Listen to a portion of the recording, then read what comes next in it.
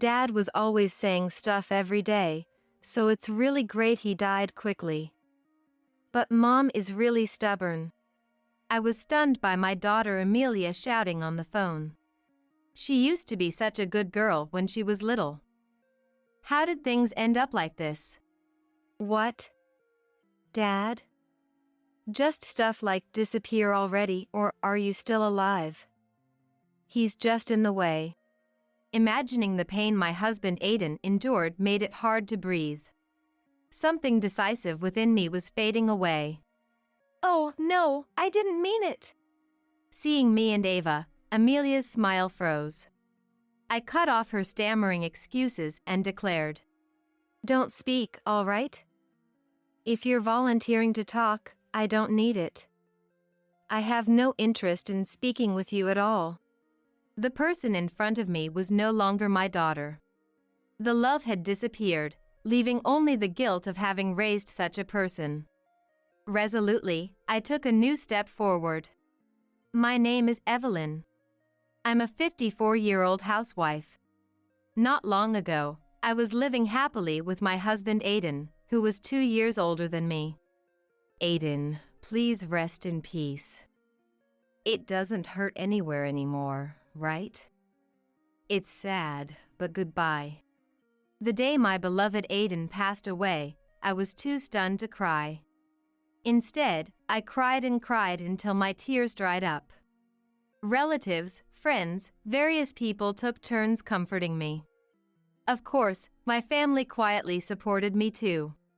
The family left to me was my daughter Amelia, who Aiden and I had, and her husband Mason. Amelia is now 29 years old. She had her struggles during her teenage years, but now she's all settled down. She became a bright, cheerful, dependable adult woman. Now she doesn't live with me, but is married to a man named Mason, and they live in a suburban apartment. Mason, though younger than Amelia, is very responsible and kind. He helped with the funeral arrangements, which was a great help. A kind husband, a cheerful daughter, and a considerate son-in-law. I never thought the family I considered so perfect would fall apart like this. No, I must have just been oblivious, as everything had likely been crumbling long before. Thinking back, the first signs probably appeared about 15 years ago. At that time, Amelia was in middle school. It was a rebellious and difficult period for her. She's been going out a lot lately. I leaned in at Aiden's grumble. I had been thinking the same thing, so I saw this as a perfect opportunity to discuss it with Aiden. She was late coming home again today. She often doesn't come home until it's dark, far past the time school gets out. That's right. She seems to be influenced by her friends. She even dyed her hair without permission. I don't know what to do anymore. Amelia was such a good girl when she was little, bright and adorable, a daughter to be proud of. She was a bit cheeky, but I raised her with love. Up until elementary school, she was a perfectly normal child, I thought. But things changed when she entered middle school. Her friends started dressing sloppily, and she began to act irresponsibly as well. The other day, she had a band-aid on her earlobe, and to my surprise, she had pierced her ear. You're not getting involved with any strange people, are you? It's dangerous, you know. If something were to happen... Shut up! Conversations like this became frequent. Aiden, hearing my concerns, looked very worried too. As time passed and she entered high school, Amelia began staying out overnight without permission. Where were you? I was worried sick. At least let me know. I couldn't help but raise my voice. It wasn't anger as much as an anxiety that made my chest feel like it was being crushed. However, she seemed completely unfazed. Huh? Annoying. With that, she would just go to her room. Gradually, the stress began to take its toll on me. Aiden tried to talk to Amelia, but she wouldn't listen. In fact, she began staying out even more, claiming we were too persistent. My old friend of 20 years, Ava, invited me to a cafe to talk about my worries. I found comfort in spending time with Ava. Was my way of raising her wrong? I couldn't help but mutter, and Ava sighed. Ava, herself a mother of 2 boys, couldn't fully understand the difficulties unique to raising a girl. However, having had children earlier than me, she listened to my worries reassuringly. Amelia isn't a little kid anymore, right? It's not just about how you and Aiden raised her. Think about it. When we were in high school, weren't we more influenced by our friends and TV than our parents? Ava's comfort lightened my heart a little. Indeed, she was right. I was never a delinquent, but during high school, the conversations with friends were much more important to me than what my parents said. Realizing this, I could understand why she found our concerns annoying. When I got home, Aiden also tried to encourage me. Let's continue to show her love. She'll understand when she grows up. Bolstered by Ava and Aiden's words, I decided to trust in Amelia and keep our daily life unchanged. She still ignored me when I talked to her and continued staying out overnight. Her makeup became flashy and she started doing her nails. It seemed she had a boyfriend, but she never introduced him. He was probably not a serious person. In early May, Amelia came home unusually early. By this time, I had grown accustomed to her late returns, and her early arrival surprised me. You're early. Welcome home. Are you having dinner with us tonight? When I spoke to her, Amelia, unlike her usual self, didn't retreat to her room but seemed to have something to say. Wondering what was going on, I saw her pull something from behind her back. For Mother's Day. I couldn't believe my eyes. Amelia was holding out a single red carnation. I never imagined I would receive a Mother's Day gift from her. I was so happy I teared up. Thank you. Amelia smiled and went to her room. Overjoyed, I put the flower in a vase and proudly showed it to Aiden when he got home. Look, Amelia gave me this. Seeing the bright red carnation, Aiden also smiled. I couldn't help but hope that our relationship with Amelia would gradually improve. However, that night, when I got up to use the bathroom, I noticed a light on in Amelia's room. It was already 2 a.m. I wished she would go to bed earlier. As I quietly observed, I heard cheerful conversation. She seemed to be talking on the phone with a friend. I couldn't help but overhear. You should just use parents until they drop. Yeah, just talking to them is like volunteer work. The outrageous words made me recoil in shock. Amelia, unaware that I was listening, continued boastfully. You can easily fool them by doing something nice. My mom cried over a $1 flower I gave her for Mother's Day. The carnation I received earlier that day flashed through my mind. Biting my lip, I quietly walked away from her room. The next morning, I woke up earlier than usual and immediately shook Aiden awake. I needed to discuss Amelia's phone call from the previous night. Aiden listened in stunned silence, then scratched his head and furrowed his brow. Is she serious, or just saying that to fit in with her friends? Hearing this, I recalled the smile Amelia had when she gave me the carnation. Deep down, I wanted to believe that was her true self. Soon, a sleepy-looking Amelia came downstairs. Aiden and I couldn't help but stare at her. She tilted her head and said, "What's up? Good morning." Seeing her like this, Aiden and I couldn't help but let our guard down. We exchanged a wry smile, deciding to trust in Amelia's sincerity after all. 10 years later, when I was in my mid-50s, my beloved Aiden fell ill. Despite being newly married, Amelia actively helped with his care.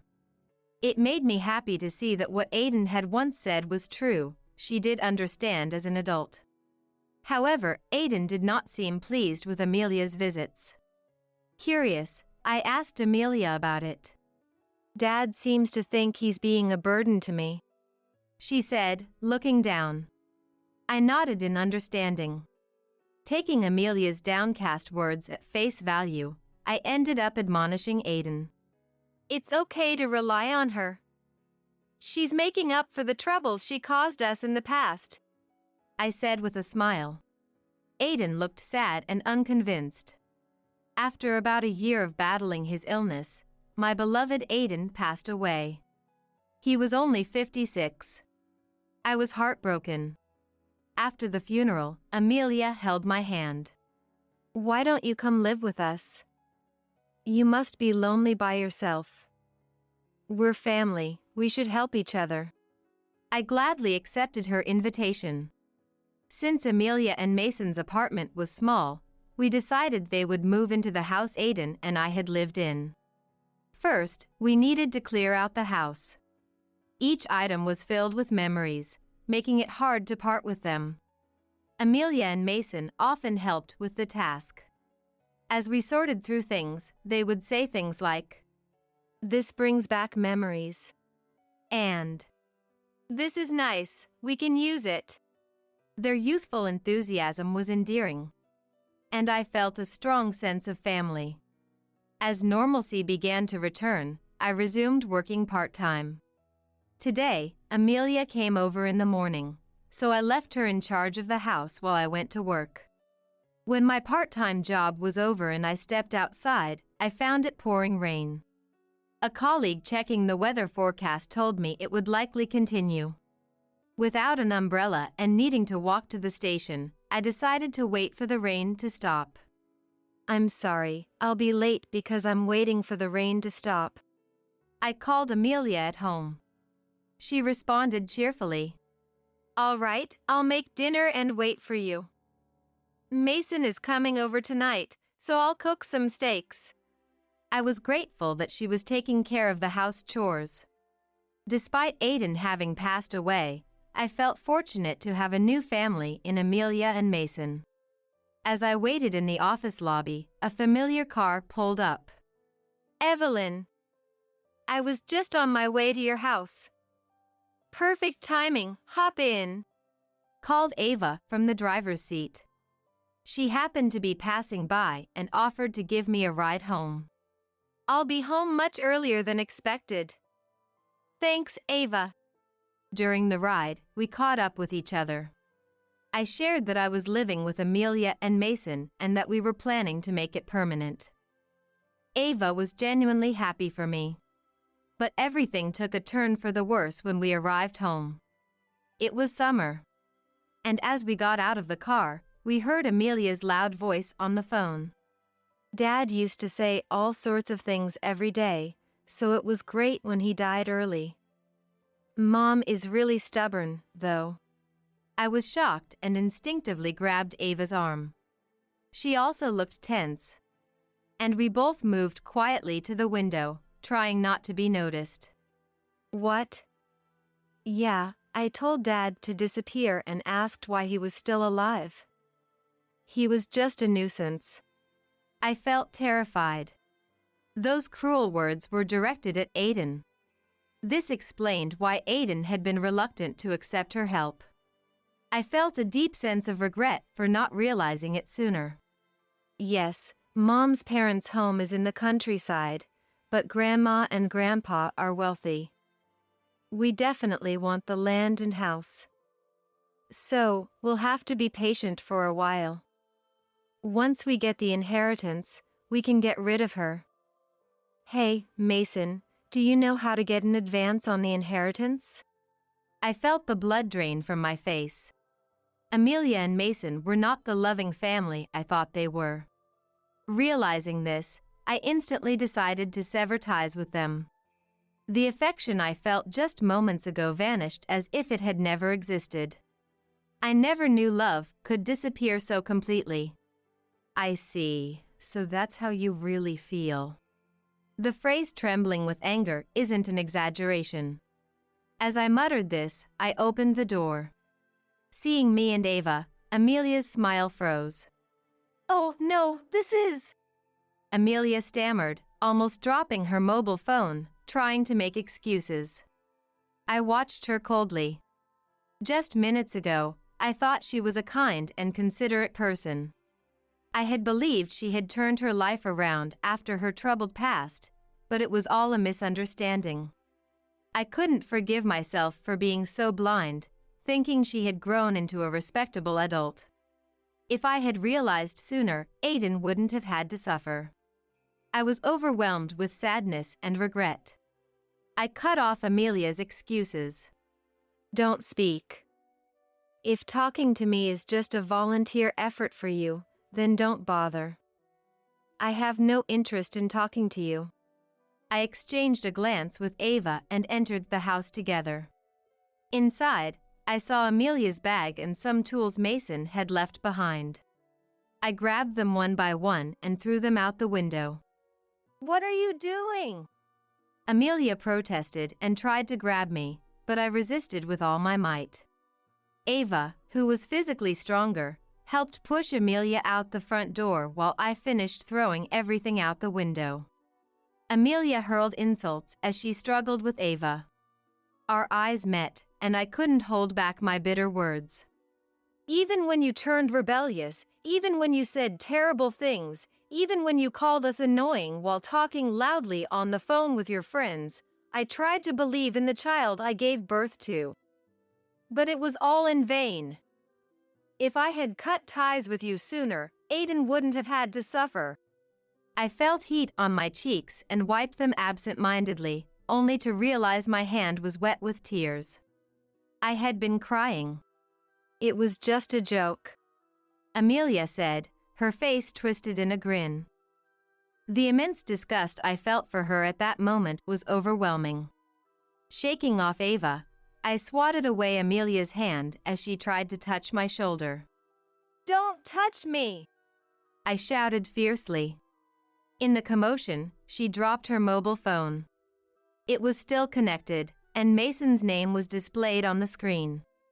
I picked up the mobile phone and threw it with all my strength. With a force that made me want to shout "nice pitch," the phone flew out the window and landed on the road in front of the house. "My phone!" Amelia screamed and ran to get her phone. In the meantime, I closed all the windows, locked them, and secured the front door with the chain. "Hey, doesn't Amelia have a spare key? Won't she bring that rude Mason with her?" Ava's words made me realize the situation. Mason looked like trouble, and as two women in our 50s, we would likely be overpowered. Following Ava's suggestion, I decided to ask for help from those around me. Besides the neighbors, Ava's sons also came over, and we spent time together. Of course, I decided not to live with Amelia and Mason anymore. It wasn't just that. I made up my mind to leave this house and move far away. I want to go somewhere Amelia and Mason can't reach. I never want to see them again. I want to go to a place where we won't run into each other by chance. So, instead of calling a moving company, I called my friends and a thrift store. They couldn't come right away, so I first reached out to nearby friends and relatives. "Please take whatever you like. Dishes, furniture, anything." Though few could come that day, when I said it was first come, first served, some rushed over. I also invited the neighbors present. "Feel free to take the TV, the fridge, whatever you want. I'm starting fresh and want everything new." I packed valuables and essentials into a travel bag. The neighbors happily took chests and the new vacuum cleaner. As night fell, relatives and friends began to arrive. They picked out nice pots or Aiden's golf equipment, smiling and asking, "Is this really okay?" I felt much better knowing that these items were going to people who appreciated them, rather than being left to Amelia and Mason, who were so heartless. As people were packing up, a loud car pulled up outside. As expected, Amelia and Mason had returned. They probably intended to ask for my forgiveness. From the window, I saw Amelia holding a box of cake. Thinking she could make amends with a cake was completely absurd. The two seemed confused by the number of cars parked around the house and the people going in and out. I stood up and headed to the front door to send them away. Hey, what's this? What's going on? That bag is the one I wanted. Seeing the electronics in my high-end bag being taken away, Amelia turned pale. Mason also stood there, dumbfounded, in the entranceway. Thief! Amelia tried to grab a friend who was taking the TV, but the people around stopped her. Everyone here had already heard from Ava and me about the misdeeds of Amelia and Mason. No one was going to listen to what Amelia and Mason had to say now. She kept shouting about thieves. But to me, it felt like these two, who had pretended to be family, were the real thieves who had stolen our time and affection. Get out! Don't touch anything! Everything in this house belongs to the people who are important to Aiden and me. There's nothing here for heartless people like you. I shouted with all my strength. Even after hearing my words, Amelia and Mason didn't leave. In fact, they started trying to come inside, so I resorted to my final measure.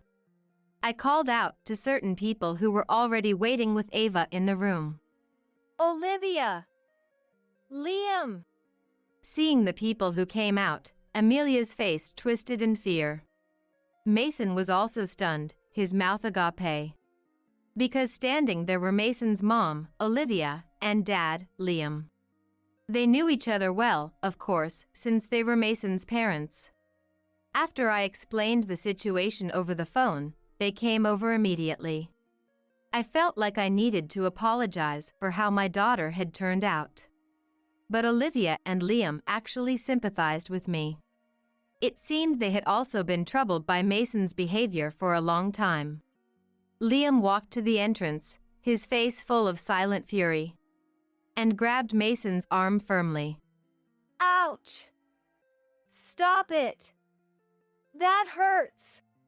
Mason was dragged away by Liam. Liam, apparently strong from working in construction, made Mason unable to resist. Mason shouted, but Liam's large, silent, and imposing figure walked steadily on. Next, we had a few people help get rid of Amelia. My relatives and I managed to drive her away with words. Leave now. There's nothing more for you here. You already took Aiden's inheritance in cash, didn't you? Consider that your settlement. Don't ever come back. Even if you do, you won't be allowed in. You're a stranger. Understood? I closed the door after saying that, then sank to the floor. Despite the intense hatred I felt, she was still my daughter, whom I had carried and given birth to. Regret for raising someone I had to cut ties with overwhelmed me, and I started to cry. Ava, who had come close at some point, gently patted my back. After that, Amelia and Mason never came to the house. It seemed Olivia and Liam were keeping a close watch. I felt full of guilt knowing they were monitoring not only Mason but also Amelia. I sold the remaining items to the thrift store and entrusted the sale of the house to a real estate agent. Excluding Aiden's portrait, my moving belongings fit into just 2 Boston bags. How light I felt. It was a strange feeling to be in a familiar house with nothing left. I decided to temporarily stay at my parents' home while looking for a new place to live. On the way to my new residence, the phone rang. The name displayed was Amelia. I didn't feel like talking, but I decided to answer for a moment and heard only sobbing instead of words. Crying won't help. Don't call me anymore. That's all I said, and instead of the pain I would have felt hearing Amelia cry, I only felt revulsion. I never imagined there would come a day when I would feel this way about my daughter, whom I had carried and given birth to. When I arrived at my parents' home, they greeted me with somber expressions. The room I had spent my childhood in would now be my living quarters. Alone, I cried all night, watching the sunrise without a wink of sleep. The sky outside the window gradually brightened, reminding me of the sunrise on the mountain top where Aiden had proposed.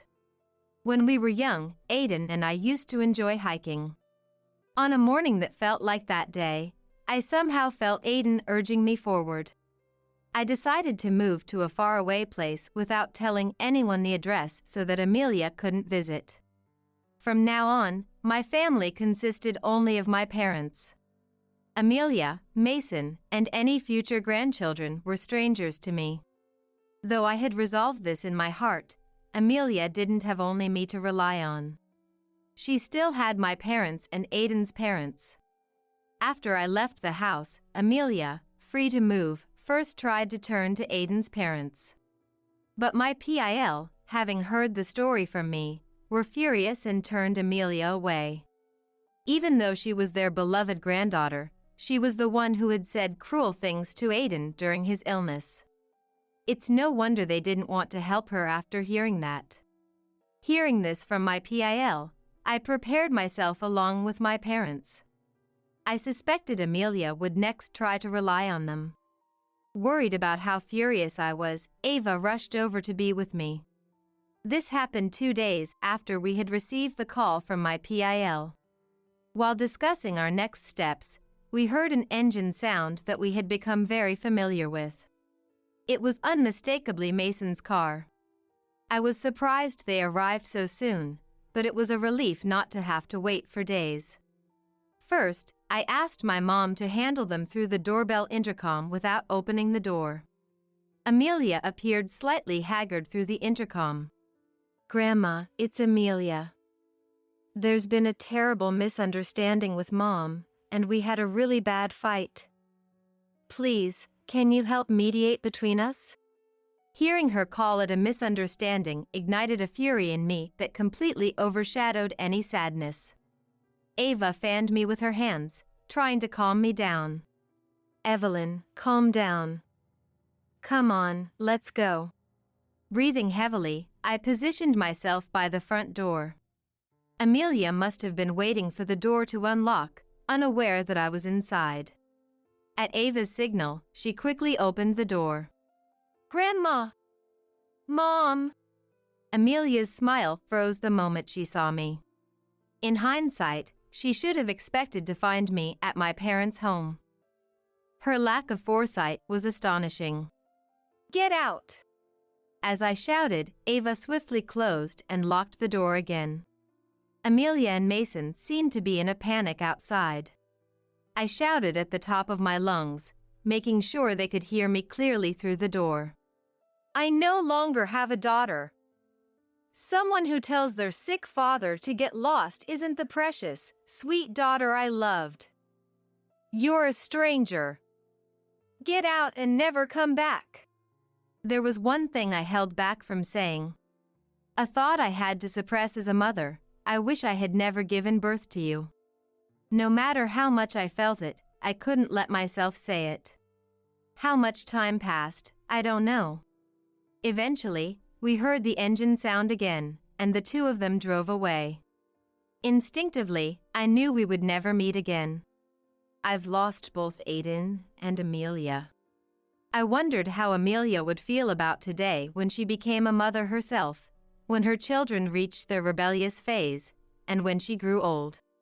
As I collapsed in tears, Ava embraced me. My parents were also tearing up, comforting me. Though I had abandoned Amelia and Mason as my family, I found solace in knowing that there were still loved ones who remained by my side. Hello, I have some shocking news. Amelia and Mason have divorced. They seemed so close, but now they've split. Ava told me over the phone a few days later. Ava sounded surprised, but I wasn't shocked at all. It was only natural that two such self-centered people wouldn't last long together. Amelia had become an outcast even among our relatives, and she was now alone. She had tried working at a pub for a while, but that didn't last, and she's been jumping from one job to another. She probably wanted to escape from the cold stares in our hometown, but without money from the divorce and being cut off from me, she couldn't afford to move away. She was likely to face tough times for a while. Amelia used to be so beautiful. Now she looks completely different. She doesn't wear makeup, so her eyebrows are gone. She's like a different person, Ava mentioned. Even hearing this, I felt no pity. All I could think was that she deserved her struggles. I realized I was truly over it, feeling detached from the situation. Thanks for the update. But I don't need any more. She's not my daughter anymore. I should have realized it sooner. Do you think it would have turned out differently if I had raised her differently? Ava pondered for a moment, carefully choosing her words. I'm sorry, I don't know. That's a hard question for me to answer. Maybe you could ask Aiden when you meet him again someday. He truly loved you, Evelyn. No matter how long it takes, he'll be there to welcome you when the time comes. Ava's words touched me deeply, understanding me so well. I accepted her words and thanked her. Since our encounter at my parents' home, Amelia had not contacted me directly. I had blocked her, and she hadn't reached out to my parents-in-law either. It was likely we would never interact again. Except perhaps if one of us were to pass away. I heard that Mason had also disappeared from our hometown. It turned out that his parents, Liam and Olivia, were so furious about the whole situation that they sent him to a distant construction site job with accommodation. Rumor had it that he wouldn't be able to return for at least 10 years. I hoped he would face his own struggles and come to reflect on his actions. Hey, Aiden. Where should we live next? I'd like a place with a nice view, I said to his photograph. Aiden's smiling photo gazed back at me with those kind eyes, unchanged. Despite wanting to move far away, I couldn't find the ideal place and continued living at my parents' home for over 6 months. During this time, something unexpected happened. A letter from Aiden arrived. It was a letter Aiden had entrusted to my PIL before he passed away, asking them to give it to me once things had settled. The incident with Amelia had delayed its delivery, but they finally brought it to me. Oh, Aiden. Seeing Aiden's familiar handwriting made my nose tingle. The slightly shaky lines indicated that he had written it while his illness was already advanced. Aiden's loving letter read, Evelyn, thank you for walking this path with me until the end. I may not have been the perfect husband or dad, but having you by my side made me incredibly happy. I want you to enjoy the rest of your life for yourself. Don't let anyone hold you back, leave any burdens behind. Please live a life full of shining happiness. I love you. I read the letter over and over, tracing the words with my fingers. As I read it again and again, memories of my days with Aiden came flooding back. Because of his illness, he didn't leave much in terms of material wealth, but we had countless memories together. I know, I want to climb the mountain we hiked during our early married days. The idea suddenly struck me, and I began preparing for the trip. Since I quit my part-time job to move, I had plenty of time. Moreover, fortunately, my parents were well off, so I didn't have to worry about my current living situation. Now, reminiscing about the trip to Switzerland with Aiden during our youth, I am traveling overseas with Ava. We went to Switzerland and took the mountain train to the top station. Standing in the same unchanging landscape, I felt a sense of renewal as the wind blew. We've been talking lately about moving somewhere with my parents. How about Seattle? It's a place with many newcomers, and it seems like a fun place to live. Dreaming aloud while feeling the cool Swiss breeze, I noted how the air seemed to have a different scent, perhaps because it was so far from America. Ava laughed heartily and responded, "The place I live in is pretty nice too, cool weather. There are quite a few older folks, so your parents might find it comfortable." Ava lives in Port Townsend. I could imagine it being a quiet and lovely place. Thinking about whether to live alone or with my parents, and where to settle, I felt a sense of excitement. I decided to discuss it well with my parents to ensure they would be happy with the decision. I want to give back a lot more than I ever have, cherish my friends more, and maybe start another part-time job. The sunrise from the mountain top was beautiful, and I felt a sense of a bright future. Believing in the shining days of happiness that Aiden's letter had promised, I resolved to live my life to the fullest from now on. I've asked Taylor to take care of the house, but I told her to call a helper if there's any trouble. I'm only giving her the bare minimum responsibilities. Well then, I'm off.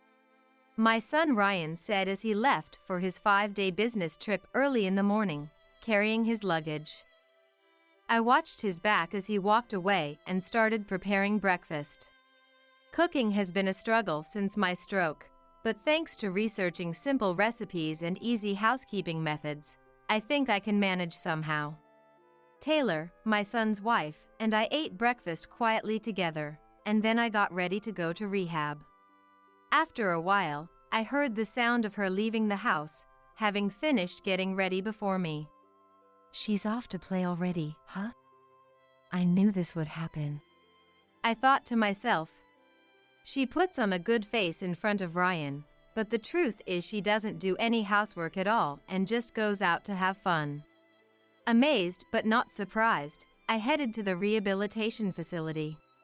When I returned home after finishing my rehab, for some reason, the front door wouldn't open.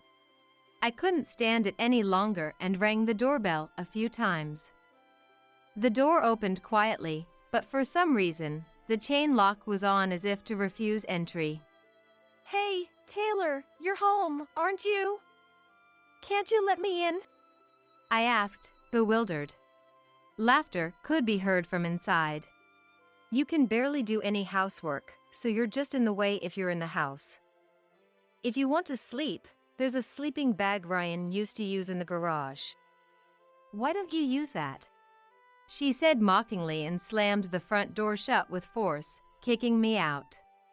I couldn't comprehend what was happening or why things had turned out this way. But then it occurred to me that this might be an opportunity in disguise. At that moment, I sorted out my feelings and made a decision. "All right. I won't go into the house. But don't complain about when or where I sleep," I said to the firmly closed front door, not caring if she heard me or not, and slowly walked alone down the dark street. My name is Samantha. A 55-year-old housewife living with my son Ryan and his wife Taylor. Before getting married, I had a normal job working as an average office worker. While working at the company, there were encounters, but few romantic ones. On weekends and days off, I spent my time partying, introduced by a colleague who joined the company at the same time as me.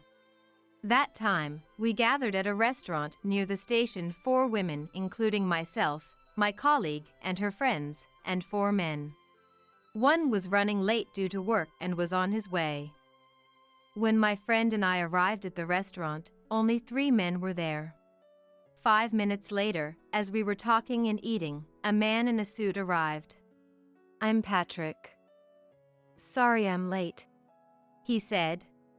Compared to the other men, his face was kind-looking rather than handsome, and he wasn't particularly tall. However, as I sat across from him and we talked, I learned about his hobbies and his considerate personality. The more we talked, the more interested I became in him. The other members seemed to be aiming for the most handsome man in the group. Normally, I would have set my sights on the same person as everyone else, but today I felt strange and couldn't take my eyes off him. "Does Samantha really want that guy? that average-looking, ordinary man? The opinions were a bit negative, or something like that, perhaps because my choice was so unexpected.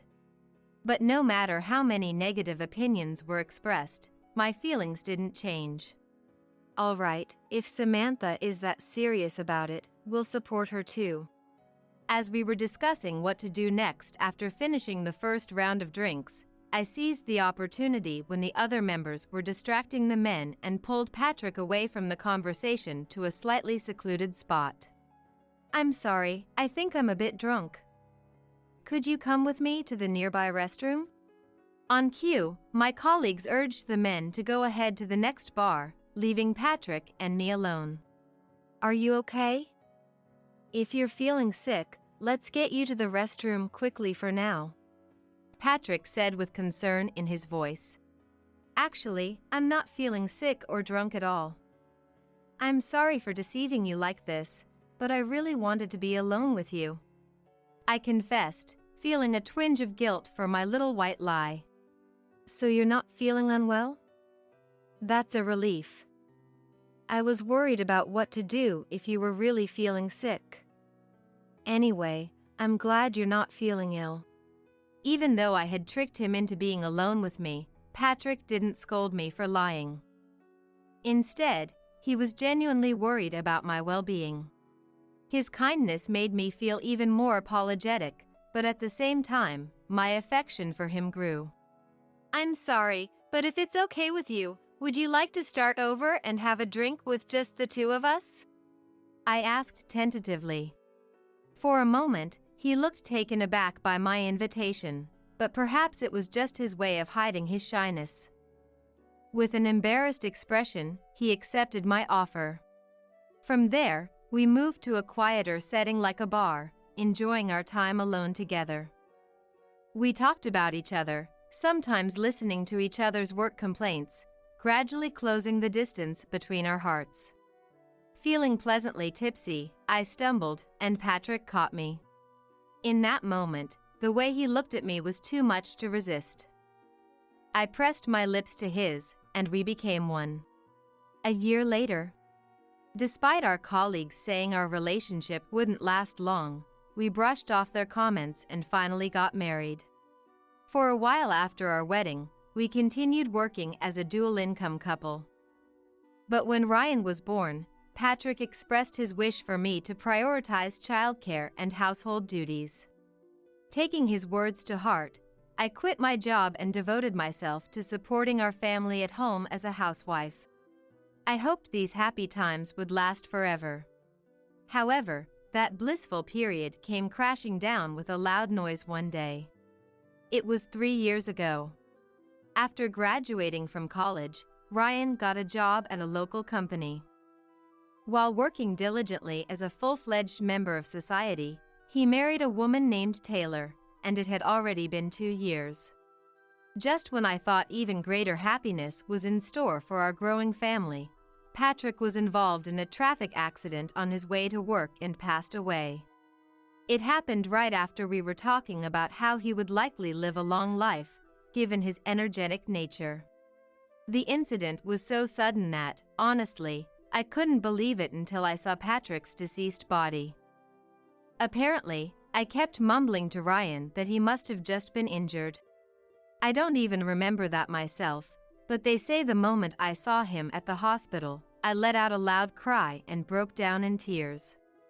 For a while, I couldn't recover from his death and spent my days in a daze. But as I looked at his portrait, smiling at the camera, I thought I saw a momentary flicker of sadness on his face. You're right, absolutely right. If I keep crying forever, you won't be able to rest peacefully in heaven, will you? I understand. I'll live strongly for the both of us, I declared, feeling like he had passed the baton of vitality back to me once more. Fortunately, thanks to the money he had been saving at the bank for our retirement and the insurance he had taken out in case of emergencies, we had enough savings to live comfortably as long as we didn't indulge in luxuries. Moreover, Ryan, worried about me, suggested that the three of us, him, Taylor, and myself, live together as a family. And now, here we are, living under one roof. Ryan worked from early morning until late at night, and Taylor often went out with her friends who lived nearby. The two of them were rarely home, leaving me to handle all the household chores single-handedly. However, the joy of being able to support my family outweighed the challenges, so it wasn't too difficult for me. In fact, I found happiness in being useful to my family. But there was also a concern gnawing at me. It was about Taylor. Like me, Taylor had been living with Ryan as a housewife until now. When I started living with them, I wondered how she would manage her life. To my surprise, she neither took on a part-time job nor helped with the housework. Instead, she spent her time freely hanging out with her friends in the neighborhood. Ryan probably knew that she was just playing around all the time, but for some reason, he never scolded her. On the contrary, he even gave her money. I found myself unable to comment on her behavior for quite some time. You see, during the family meeting for Ryan's wedding, I met Taylor's mom, Olivia, for the first time. We hit it off, bonding over the shared circumstance of having lost our husbands. Since then, we've become close friends. Because of this, I haven't been able to say anything to avoid causing unnecessary worry for her as well. Using your mind is more exhausting than using your body, isn't it? I thought to myself, feeling the mental strain of an inexplicable frustration and the pain of not being able to confide in anyone about my troubles. Then, one day, it happened out of the blue. As usual, I prepared breakfast for Ryan and Taylor and saw Ryan off first. I'm going out with my friends again today, so please take care of the house. I'll be back in the evening, Taylor said before leaving shortly after Ryan had left for work. Watching Taylor's retreating figure, my day began. I cleaned the sink and its surroundings, and in between, I proceeded with the housework in the order I had predetermined, such as doing the laundry. After washing the family's bedding and vacuuming, I lifted 2 full garbage bags to take them outside. At that moment, my vision suddenly blurred and a strong dizziness overtook me. I lost my balance and collapsed on the spot with a dull thud. When I woke up, an unfamiliar ceiling stretched out before my eyes. My body felt heavy from the neck down, and I couldn't move properly. Somehow managing to move just my neck, I looked around and noticed an 4 connected to my arm and a machine measuring my heart rate. It seemed I was in a hospital. Perhaps someone had noticed something was wrong and called an ambulance for me. As I was trying to assess the situation with my freshly awakened mind, a nurse came in. Seeing that I had regained consciousness, she went to call the doctor. The doctor arrived, and I received an explanation of what had happened to my body and why I was in the hospital. "It's a stroke," he said. A stroke. The intense dizziness that caused me to lose consciousness was apparently one of the symptoms of a stroke, likely caused by my chronic high blood pressure. It turned out that a neighbor who had visited by chance called the ambulance for me. They heard a loud noise from inside the house, and since the door was unlocked, they entered to find me collapsed on the floor. The heaviness I had felt in my body since waking up was likely caused by the stroke. As time passed, sensation returned to my left side, but my right side still wouldn't move as I wanted it to. According to the doctor, when I collapsed, my brain suffered a strong impact, damaging the area responsible for controlling the right side of my body, leaving it paralyzed. However, with rehabilitation, I could apparently regain at least the minimal movement necessary for daily life, even if it wouldn't be the same as before. So, I decided to focus on rehab during my hospital stay. A month later, with blood, sweat, and tears, I continued my rehabilitation and somehow managed to walk slowly on my own. I would have to keep going to the hospital and rehab to treat the paralysis on my right side, but considering it was to avoid living an inconvenienced life in the future, it was no big deal. During my hospitalization, Ryan was busy with work and sent me a text apologizing I couldn't come to visit you, along with words of concern. The ones who came to pick me up when I was discharged were Ryan and Taylor, who hadn't visited me even once. Thank you for coming to get me. Was work okay? I asked Ryan.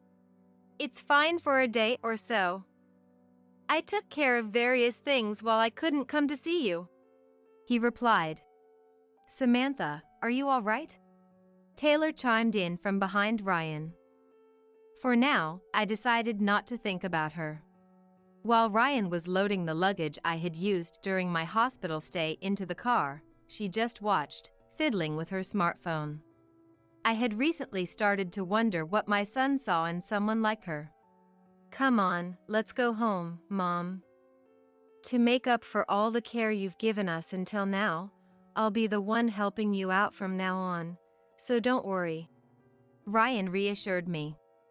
Even though I was finally going home after being discharged, I couldn't help but feel a little anxious.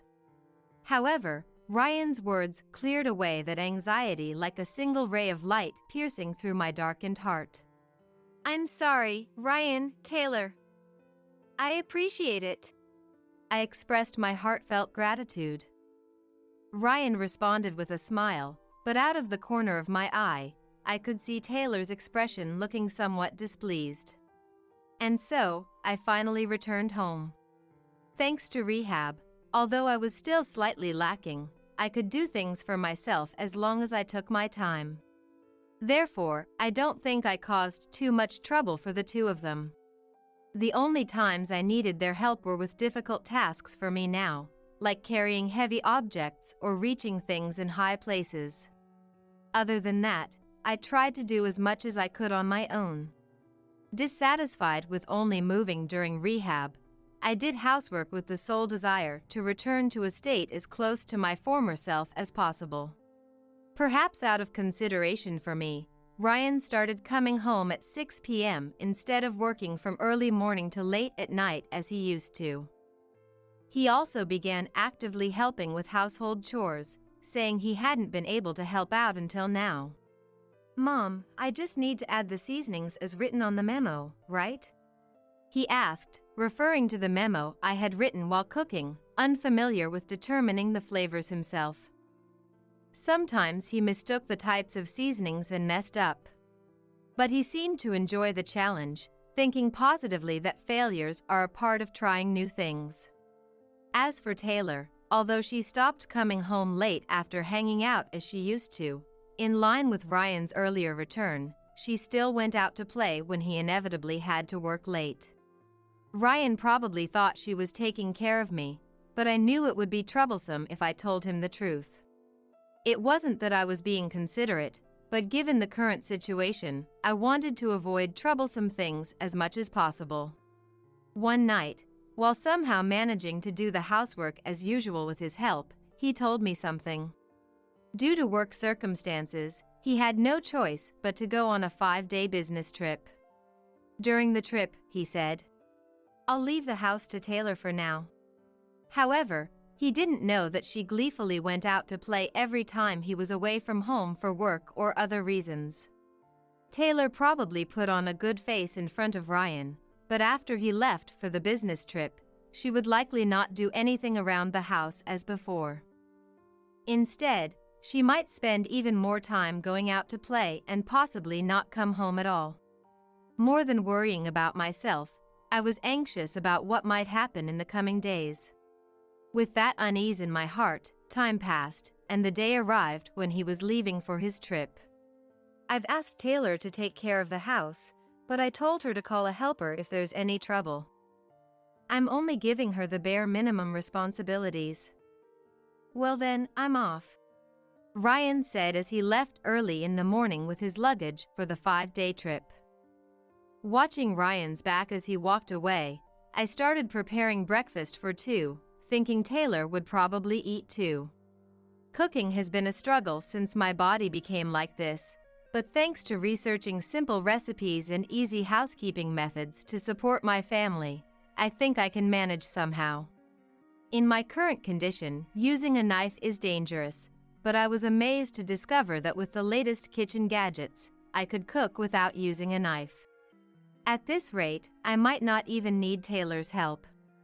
I'll try to do as much as I can on my own. Just as I made that resolution, Taylor woke up from the bedroom, rubbing her sleepy eyes. "Oh, Ryan already left?" she asked. "Yes, he's gone. Let's do our best for these 5 days, Taylor. By the way, are you going to have breakfast?" I replied. "I'll eat," she said curtly. And so began our temporary 5-day life together, just the two of us. We ate breakfast quietly, and while I was getting ready to go to rehab, I heard the sound of Taylor leaving the house in a hurry, having finished getting ready before me. She's off to play already, huh? I knew this would happen, I thought to myself. I took a taxi to the rehabilitation facility, and after finishing my 2-hour rehab session, I went to a cafe adjacent to a nearby library to read and drink coffee. Before I knew it, it was evening by the time I started heading home. When I got home, for some reason, the door wouldn't open. I rang the doorbell a few times, but not understanding the situation, I couldn't stand it any longer and contacted Taylor. Then I heard footsteps from inside, and the house key turned quietly, but for some reason, the chain lock was on the door as if to refuse entry. "Hey, Taylor? You're home, aren't you? Can't you let me in?" I asked, bewildered, calling out to Taylor, who was probably on the other side of the door. Laughter could be heard from inside. "Oh my, Samantha, what's the matter? Did you hit your head when you got injured and mistake where you're supposed to return to?" Taylor asked mockingly, making me feel a momentary terror. What on earth was this person saying? At that time, I couldn't understand the true meaning behind her words. "I'm not mistaken. Come on, let me in quickly. What on earth are you trying to do?" I demanded. "You can barely do any housework, so you're just in the way if you're in the house. If you want to sleep, there's a sleeping bag Ryan used to use in the garage. Why don't you use that?" she said with a mocking face, then slammed the front door shut with force, kicking me out. I couldn't comprehend what was happening or why things had turned out this way. But then it occurred to me that this might be an opportunity in disguise. She had never done any housework and just played around until now, spending time as if she had been home when Ryan came back from work. I had endured it until now to avoid causing unnecessary worry for my good friend Olivia, but honestly, I had reached my limit. At that moment, I sorted out my feelings and made a decision. "All right. I won't go into the house. But don't complain about when or where I sleep," I said to the firmly closed front door, not caring if she heard me or not, and slowly walked alone down the road at dusk, the sun having completely set. I realized now that I had left my phone and everything else except my wallet at home, thinking my only plan for the day was rehab. With this, I had no way to contact Ryan.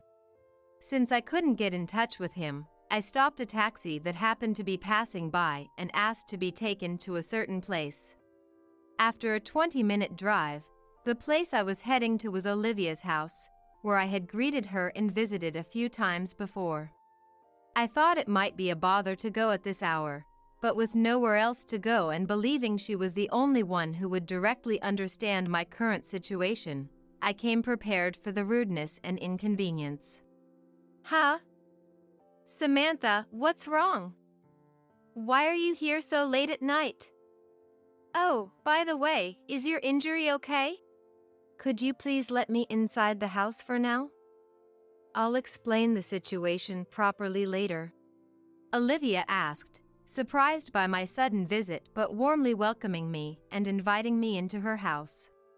I loved the atmosphere of this home, which retained an old-fashioned charm and felt somehow nostalgic and comfortable. No, that didn't matter now. With her help, I was somehow led to the living room, and despite the late hour, she even served me coffee and entertained me.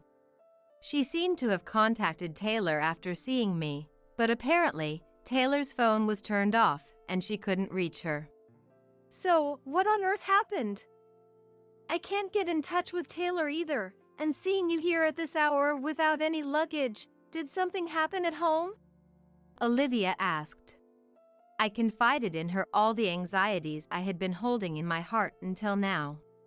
How Taylor, since getting married, didn't help with the house at all, how she was always going out to play while Ryan was at work, and how her behavior hadn't changed at all even after I became like this. And how I was driven out of the house by that very Taylor. I laid bare to her everything I had endured saying, keeping it pushed down inside me. She seemed to have had no idea that her daughter was living like that at her husband's parents' home. From visiting a few times, I realized that she was a worrier when it came to Taylor. She had asked me several times before if she was doing okay at home, but each time I had brushed it off. However, with this incident, I decided to confide in her, thinking that if I kept minding her tendency to worry, my own well-being would be in danger. Olivia seemed shocked, unsure if what I had told her was true, unable to process it in her mind. While she collected her thoughts, I decided to borrow her phone and call Ryan to explain the situation. Although it was already late at night and I thought it might interfere with his work, I felt I had to tell him today, so I called Ryan with a glimmer of hope. Hello. He answered. Ryan? Is now a good time? Actually, I recounted the day's events to Ryan in order. What? No way, Taylor did that? And she never did anything around the house until now? She always boasted about working hard, but it was all a lie? It seemed he had only been aware of her usual behavior through her own words and had completely believed her convenient lies. I could sense his agitation even over the phone. After a few seconds of silence, as if sorting out the information in his mind, he said he would leave his work to a colleague for now and, after getting approval from the other party due to the emergency, he would come back in the morning. Hanging up the phone and heading to the living room where Olivia was waiting, I found her sitting with a stern expression, unlike before. Samantha, I want to talk to Taylor directly. I want to hear the truth from her mouth. She said. You're right. I understand. It seems Ryan will also be coming back temporarily from his business trip tomorrow morning, so let's go to her together. I replied. And so it was decided that Olivia would join the discussion with Ryan tomorrow. Apologizing for the inconvenience at such a late hour, I was about to borrow Olivia's phone to call a taxi to take me to a hotel for the night. However, Olivia suggested I stay at her house, saying it would be a waste of money.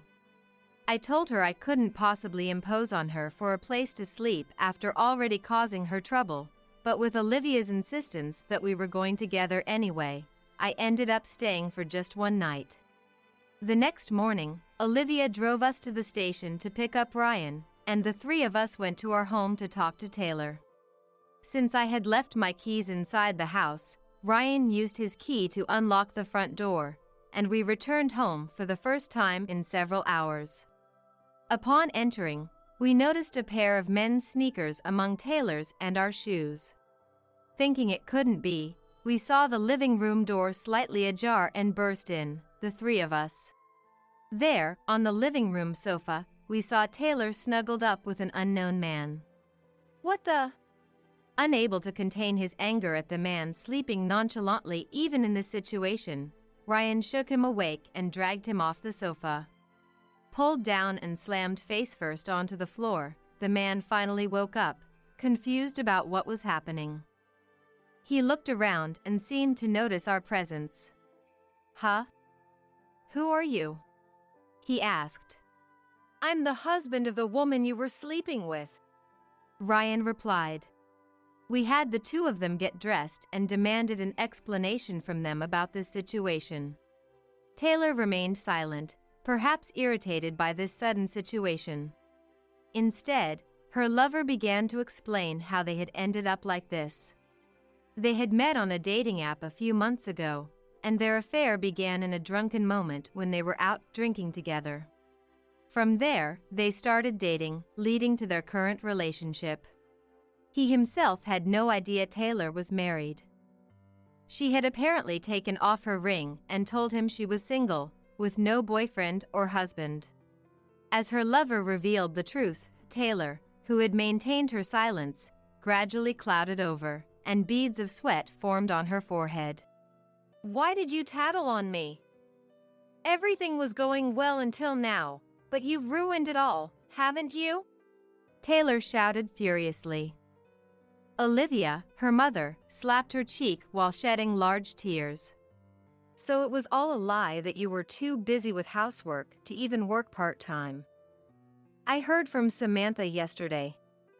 Even when Samantha was having a hard time, you were just out playing, and you used the money I gave you because you couldn't earn it yourself to play around with your lover. Hearing Olivia's words, Taylor's sharp gaze turned to me again. Even though it was her own responsibility, she glared at me with malicious eyes, as if to say it was clearly my fault. But Ryan stepped in between our gazes and glared back at Taylor. Taylor, I can't go on with you anymore. I've been working desperately from morning till night to make money for our family, and this is how you use that money? You've got to be kidding me. I want a divorce. Unable to contain his anger at her betrayal, he brought up divorce in a heavy, low voice. Shaken by the word divorce, Taylor clung to Ryan's feet and screamed desperately. Don't abandon me! But of course, not even we, let alone Ryan, were willing to forgive her. No matter how much she cried or apologized, her fate was sealed in Ryan's and our minds. She had to atone for what she had done. At this point, for some reason, Taylor started to argue back. But where's the proof that I was really having an affair? You're talking as if I've been cheating all along, but there's no such evidence anywhere, is there? Her excuses were so pathetic that I could only be amazed. Ryan, who had been regaining his composure, seemed even angrier at her excuses. I delivered the final blow to Taylor. I have proof. Recently, someone at the rehab facility I've been going to recommended that I secretly install indoor security cameras. Today's cameras are convenient because you can check the footage on your smartphone. Saying that, I opened the dedicated app on my phone, which I had left untouched, to check the security camera footage and showed her the recordings from last night until now. It showed Taylor on the phone with someone after she had kicked me out, and then her lover coming to the house, embracing passionately, and kissing repeatedly. Other footage also contained several statements and behaviors that confirmed Taylor's infidelity. She had complained that my injury made it difficult for her to find time to meet her lover. She had planned to kick me out so she could invite him over during Ryan's business trip. The evidence, including audio, was rock solid. You can't talk your way out of this one. You said there was no evidence of cheating, but your claim has ended up being meaningless. Ryan said. Yeah, so what if I cheated? What's wrong with that? You're never home because of work, and being cooped up in the house with Samantha all the time is suffocating. I haven't done anything wrong, she admitted, brazenly confirming her infidelity up until now. Apparently, she had spent all the money she had received from Ryan and Olivia on buying things for her lover and going out to eat with him. Not wanting to even breathe the same air as Taylor, who had fully admitted to cheating, we quickly kicked her and her lover out. We'll talk more about this later, Ryan stressed. She didn't respond to his words as she left, but later, she came with her lover who had been in the house, and discussions were held with a lawyer present. The footage from the security cameras I had installed was established as evidence to validate the divorce, and Ryan and Taylor's divorce was granted. Furthermore, compensation and settlement money were demanded from Taylor and her lover, who had been cheating in the divorce trial. But Taylor showed no signs of remorse, not just for this incident, but for the countless troubles she had caused in the past. Fed up with her antics, Ryan and Olivia decided to cut all ties with her completely. "Don't you dare come near us ever again." Despite being abandoned by Ryan, who had loved her passionately, and Olivia, her own mother, Taylor seemed utterly unfazed. If anything, she appeared almost relieved as she sat through the discussions with the lawyers and us, a serene expression on her face. Now single, Taylor soon discovered that her lover had never harbored any romantic feelings for her. To him, she was nothing more than a convenient plaything. As soon as he had paid off his share of the settlement, he vanished from her life without a trace. Accustomed to a life of pampering and indulgence, Taylor found herself woefully unprepared for the harsh realities of fending for herself. The meager sum she had left was hardly enough to maintain a decent standard of living, forcing her to settle for a dilapidated apartment. On top of that, she was saddled with the burden of paying the court-ordered alimony from the divorce, which meant she had to work herself to the bone from dawn till dusk just to stay afloat. Ryan, on the other hand, found himself with a bit more financial wiggle room after the divorce. Freed from the shackles of his previous workaholic lifestyle, he now made a point of coming home early in the evenings to help out with the household chores. His dedication and support allowed me to focus more intently on my rehabilitation. My friendship with Olivia remained as strong as ever. Even though she had cut ties with her daughter, Taylor, she made it clear that her bond with me was a separate matter entirely. She chose to believe in me over her own flesh and blood, and for that, I will be forever grateful. With Ryan's unwavering commitment to keeping our home running smoothly and her constant companionship during my therapy sessions, I found myself regaining more mobility and independence than ever before. These days, my greatest joy comes from the simple pleasures of grabbing a coffee or indulging in a bit of retail therapy with my best friend, Olivia, after a long day of rehabilitation. Life is good, and I couldn't be happier. Being called by my name just gets my heart racing. It's incredibly thrilling. In the dead of night, I stumbled upon Tanner and Rebecca, frolicking in the back seat of a car in the garage. Shocked by the unbelievable scene before me, I locked the two of them in the garage and headed back to my parents' house. I want to show those two, who've been making a fool of me, what real hell feels like. Back at my parents' house, I explained the situation to my parents and another person, asking for their cooperation in my revenge. Everyone agreed, and I resolved to make Tanner and Rebecca experience true hell. My name is Natasha. I'm a newlywed. I met my husband, Tanner, back in our student days. We were classmates in high school, worked together on committees, and had a few interactions. But that was the extent of our relationship. I never imagined that someone like him would approach me now, as adults. "Natasha, I really do love you," he said. Our relationship began right after graduating high school. During our final cultural festival as seniors, Tanner started to get involved with me, and we began to interact as friends. Despite barely knowing each other, he started pursuing me relentlessly right after graduation. I couldn't understand why a guy who was so popular among girls during our school days would be interested in someone like me. Even when I asked him why, he would simply say he was smitten, never providing a concrete reason. Suspicious of his motives, I spent 6 months investigating, but couldn't find any convincing reasons, and eventually, overwhelmed by his persistence, I accepted his proposal. If I just wanted to date and ditch someone, I wouldn't put in all this effort. Can't you trust me already? I truly love you, Natasha, he said. Hearing those words, I began to consider trusting him. But as a novice in love, it took a lot of courage for me to date someone as popular as him. That's when I turned to my older sister, Rebecca, for advice. Rebecca was beautiful and stylish, rumored to be among the most popular in school, as I heard from her classmates.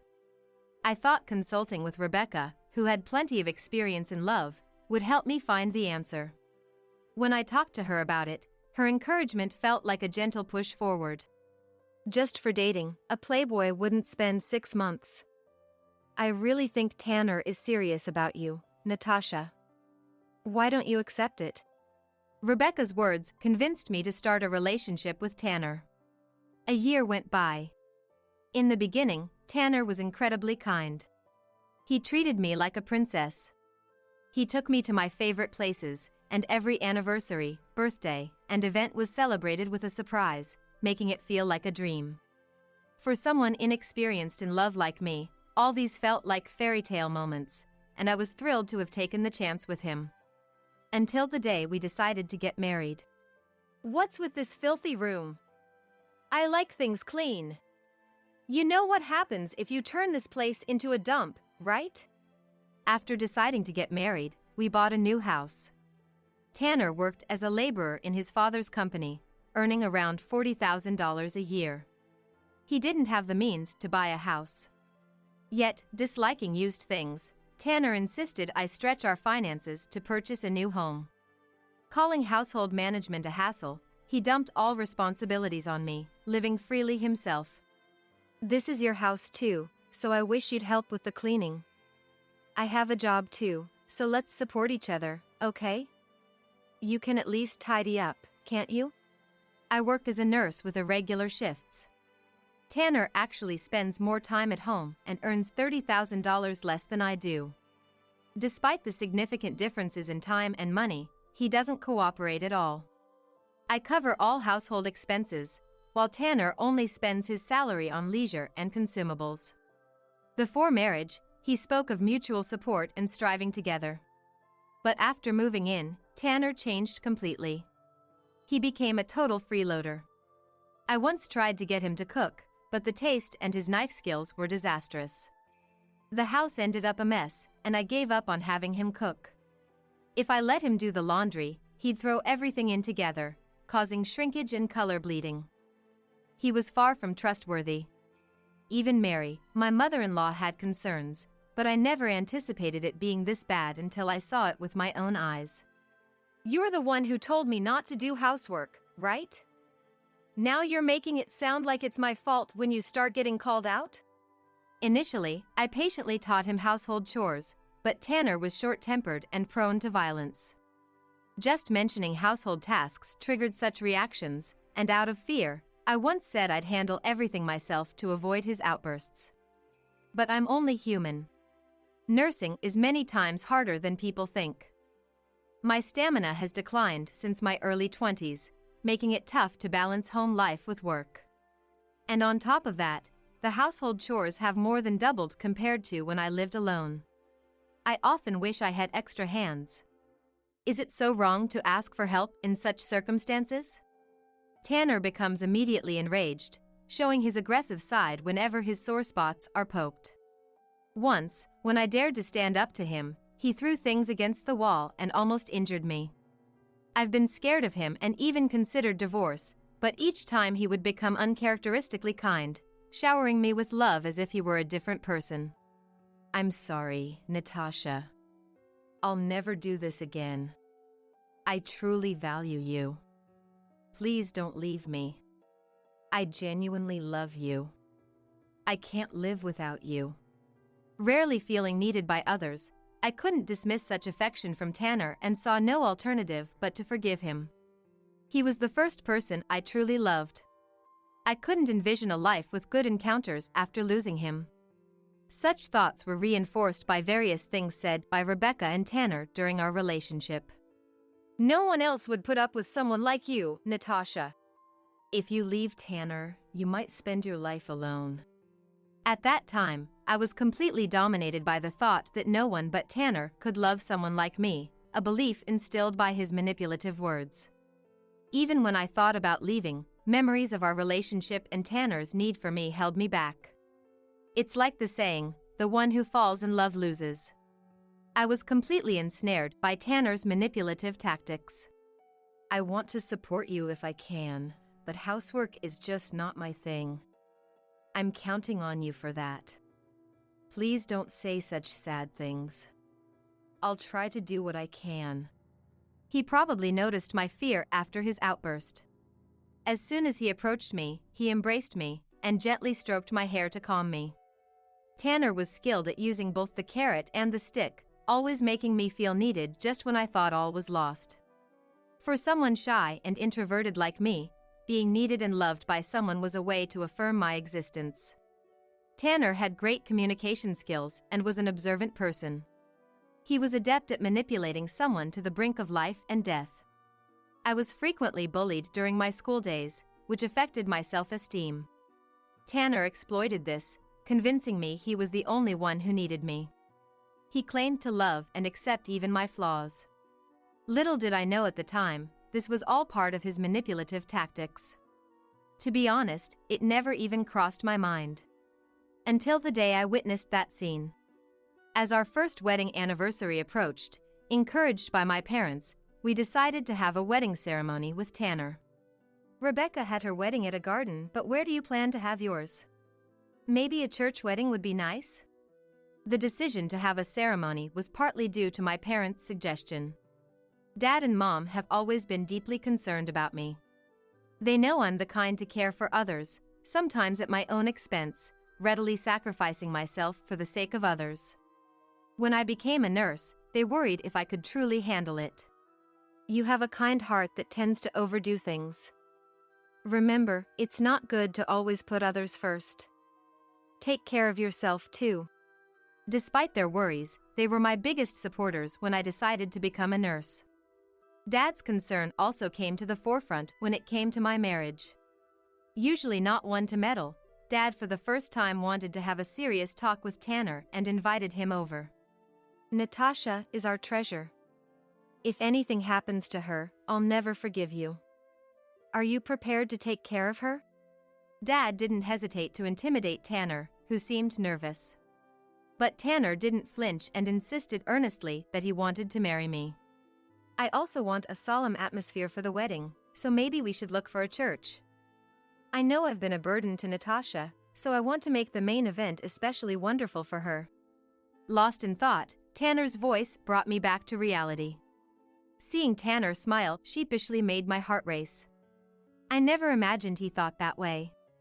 Partly because his words and his everyday actions are so different. I wish he would be more kind on regular days and not just on special occasions. If we could just eat together, watch movies in the living room and laugh, I'd be so happy. Why does Tanner have to say such awful things? Does he really love me? Does he really need me? Having little experience with relationships, I kept wondering if something was wrong with me. Maybe Tanner's lack of desire is because I'm lacking in some way. I must try harder.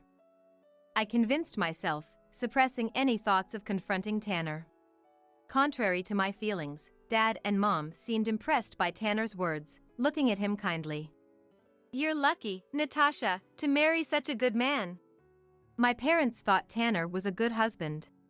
And at that time, so did I. It's true, Natasha is so lucky. She's not good at much besides housework. Are you sure you're not missing anything, Tanner? Rebecca, who happened to be there, sat next to Tanner without hesitation. She flirtatiously placed her hand on Tanner's knee and looked up at him. No. That's not true at all. Rebecca is the opposite of me, sociable and beautiful. She's always fashionable and brand conscious. And thanks to her husband who runs an IT company, she lives a lavish lifestyle. Rebecca often looked down on me, belittling me to elevate herself. But she too was adept at getting her way, manipulating me skillfully. Back then, I didn't realize I was being used by Rebecca. I felt happy to be relied on and pampered. Is that so, Natasha? You too shouldn't let go of such a good man so easily either. After all, you're just a burden with no redeeming qualities. Rebecca! Such mockery was a routine occurrence. She used her pretty face and tears as weapons, pushing people away from me. Everyone seemed to side with Rebecca. The only exception was my parents. Mom always scolds Rebecca sharply whenever she mocks me. Seeing no way to turn the situation in her favor, Rebecca quickly leaves the scene, but the pain in my heart lingers. What was a joyful moment is ruined by Rebecca's words. Tanner, along with Dad and Mom, apologizes, but he just laughs it off, saying it's nothing. Deep down, I wish for some comforting words, but I don't have the courage to ask for such audacity. It's my fault, as always, I tell myself, accustomed to resolving things on my own. Time passed and it was now the day before the wedding. The ceremony was set to be held at a church, and today, Rebecca was visiting my house. She said it was closer to the venue from our place. Let's call it a night since it's early tomorrow. I'm borrowing your bed. After having dinner and a shower, we enjoyed some drinks. It was past 10 p.m., and we were all feeling the effects, so we decided to get some sleep. I would share the bed with Tanner, and Rebecca would sleep in my room.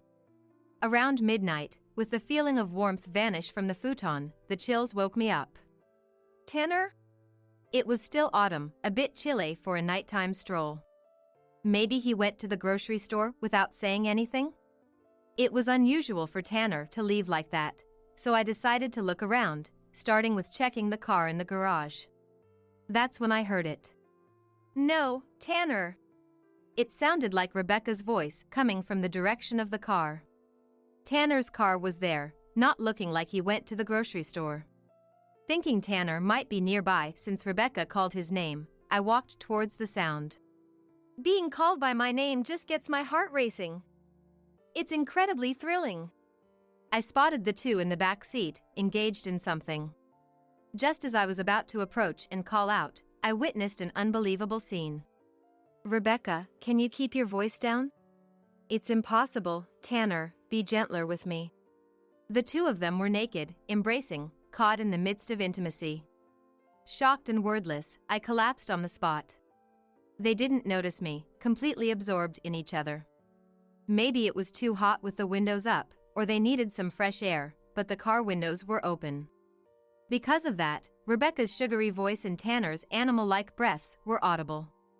The disturbing sounds filled me with discomfort and nausea, and I crouched down, trying to hold back vomit. What's happening? What are Rebecca and Tanner doing? Is this a dream? Am I having a nightmare? Unable to believe the scene before me, I kept trying to escape reality. Oblivious to my presence, the two continued their act, engrossed in each other. Tanner's desire for Rebecca, something I've never experienced, painfully tore at my heart. And then, from the two of them, I heard words even more horrifying. It's like a dream, to be connected with you like this. You really love me, don't you? You did tell me before that you've admired me since our school days. Rebecca's words, revealing a shocking truth, left me stunned and confused. Were Tanner and Rebecca acquainted since their school days? But how could Tanner have known Rebecca? When I saw you at the cultural festival, you were just too dazzling. I used Natasha to get close to you. When I heard you were married, I couldn't hide my shock. Tanner's words brought back a memory. On the day of the high school festival, Rebecca, who was hunting for boys, visited my class's booth.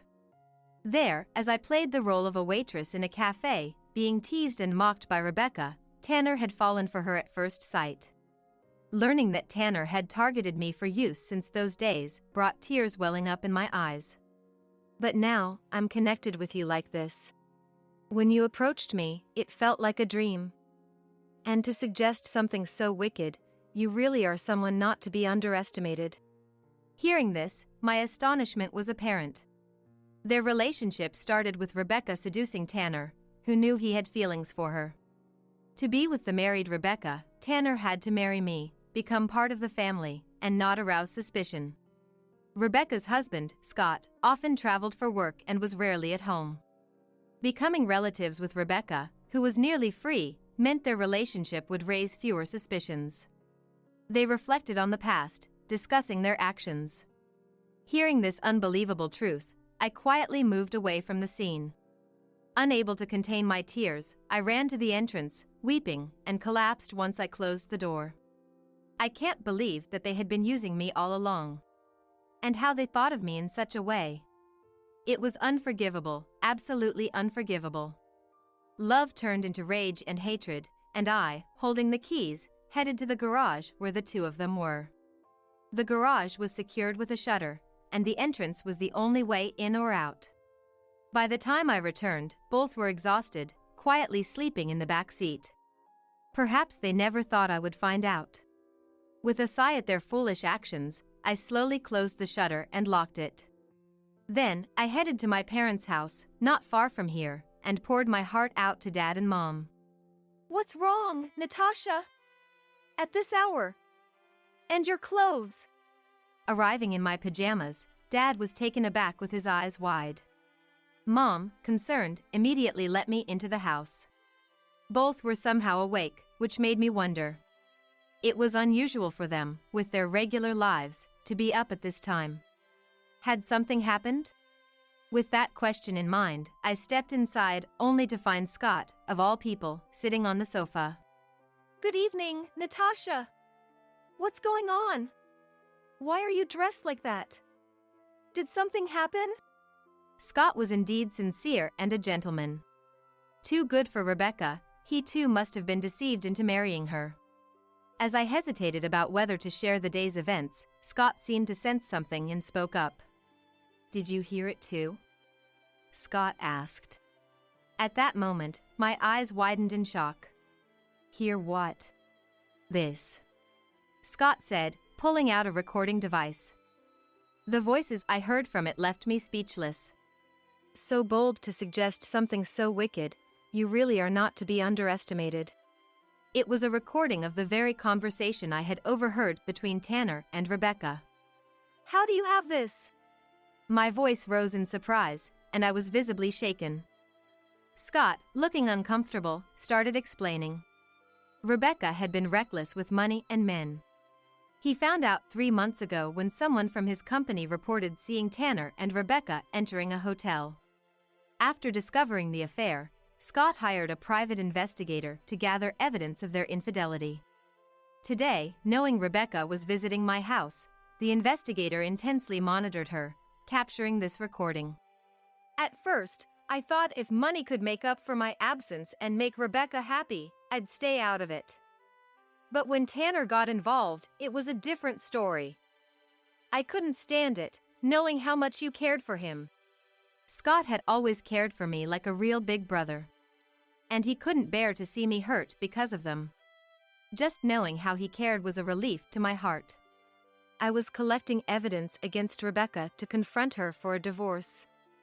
I got the decisive evidence today and came to discuss it with your parents. Turning to Dad and Mom, I saw them looking distressed. Dad was even apologizing profoundly to Scott. I'm sorry. For Rebecca to do such a thing. We're deeply ashamed as parents. We know an apology won't make up for it. Please, do whatever you feel is necessary to find peace. Watching Mom cry and apologize, my heart ached. Please, lift your heads. It's not your fault. Those who used Natasha and committed these acts are the ones to blame. Though Scott must be hurting too, he remained composed and comforted my parents. After calming them down, he turned to me. Natasha, what are your wishes? I'm fine as long as I can sever ties with Rebecca. But you must want more than that. Yes. My wife seduced your husband. I bear some responsibility. I want to support you fully, so you can find closure. Empowered by his resolute gaze, I declared my desire for revenge. I want to show those two who belittled me what true hell feels like. Overwhelmed with anger and frustration, I let my tears flow freely. Looking up at Scott, I voiced my true feelings for the first time. I want them to taste despair. Leave the financial aspect to me. I'll do everything I can. What do you want to do with those two? Hearing Scott's words, I candidly voiced a plan that had come to mind. I have to say I was surprised at how quickly such a daunting idea had occurred to me. Scott, Dad, and Mom all agreed to cooperate upon hearing it. And so, our family's revenge plan commenced. Natasha, What were you thinking? How dare you lock us up like that? 2 days later, Tanner and Rebecca, finally escaping from the shutter, showed up at my parents' house. They were still in the same clothes from 3 days ago, likely not having showered. Their clothes were wrinkled and faintly sour-smelling. Rebecca's makeup was ruined, her face and attire a mess. Who do you think is responsible for being locked up like that? I calmly responded at the entrance.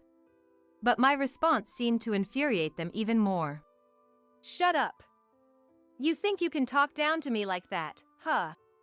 How could you lock us up and leave us for 2 days? If it weren't for the service guy, who knows what could have happened to us? When we went back home, we found strangers and they showed us some contract and told it wasn't our house anymore. What's going on? Explain yourself. The truth was, with Scott's help, that garage was set to be demolished. Since the house also belonged to me, while they were locked up, I moved all the essentials to our family home. The house is now being rented out to an acquaintance. It was designed considering eventual cohabitation with our parents, so it found a tenant quickly due to its excellent accessibility. Tanner's belongings were haphazardly packed into bags and sent to his parents' house. With the people Scott brought in, the work was done swiftly and efficiently. The noise and the stink, give me a break. Just hearing those screams in the morning is enough to stress me out. I grimaced in disgust at their state. Tanner, unable to tolerate my expression, lunged at me. But Scott appeared and grabbed his arm, protecting me. Scott! You two really are despicable. A man who dares to raise his hand against a woman. What kind of character do you have? Aren't you ashamed? Why is Scott here, and even Mom and Dad? It's our family home, so naturally, Dad and Mom would be there. But what truly shocked Rebecca wasn't that. Everyone who used to dote on her now stood behind me, protecting me. She couldn't understand why no one was trying to help her. Don't you realize the situation you're in? What did you say? As Tanner shook off the restraining hand and scowled. Scott played the recording from the other day. What? We were being bugged. But how, where? They didn't have any wearable devices or mobile phones on them, so it seemed impossible that they were bugged. While they were confused, Scott smirked mischievously. I've been aware of your affairs for a while now. That's why I hired an investigator to gather decisive evidence of your infidelity. Upon hearing Scott's words, Rebecca's face turned pale. She thought her affairs had gone unnoticed, never imagining she was under investigation. Overwhelmed by the professionalism of the investigators, Rebecca was speechless, as if engulfed in darkness. Never thought you'd provide such conclusive evidence. I was so surprised, I laughed, Scott said. That's a crime. Yeah. If we report this to the police. Do you two have any evidence of that? Scott countered. Their attempts to intimidate Scott were futile. His firm stance, showing no fear and words sounding like he was about to hunt them down, caused Tanner and Rebecca to falter. If you two, who are financially inferior to me, want to hire a lawyer and go to court, I'm more than ready. If I say I just happened to encounter you and recorded it, it doesn't prove I hired an investigator. If you want to challenge me, gather evidence that could defeat me first. Indeed, a savvy businessperson. His quick thinking is extraordinary. The two, unable to respond, switched their target to me. What about you locking us up? That's a serious crime. Do you have proof? What? Stunned by the question, Tanner was at a loss for words. Now it was my turn to corner them. There's no evidence that I locked you up, but there's proof of your affair on the garage's security cameras. I bet they captured some unsightly footage of you two getting into the car and doing indecent things.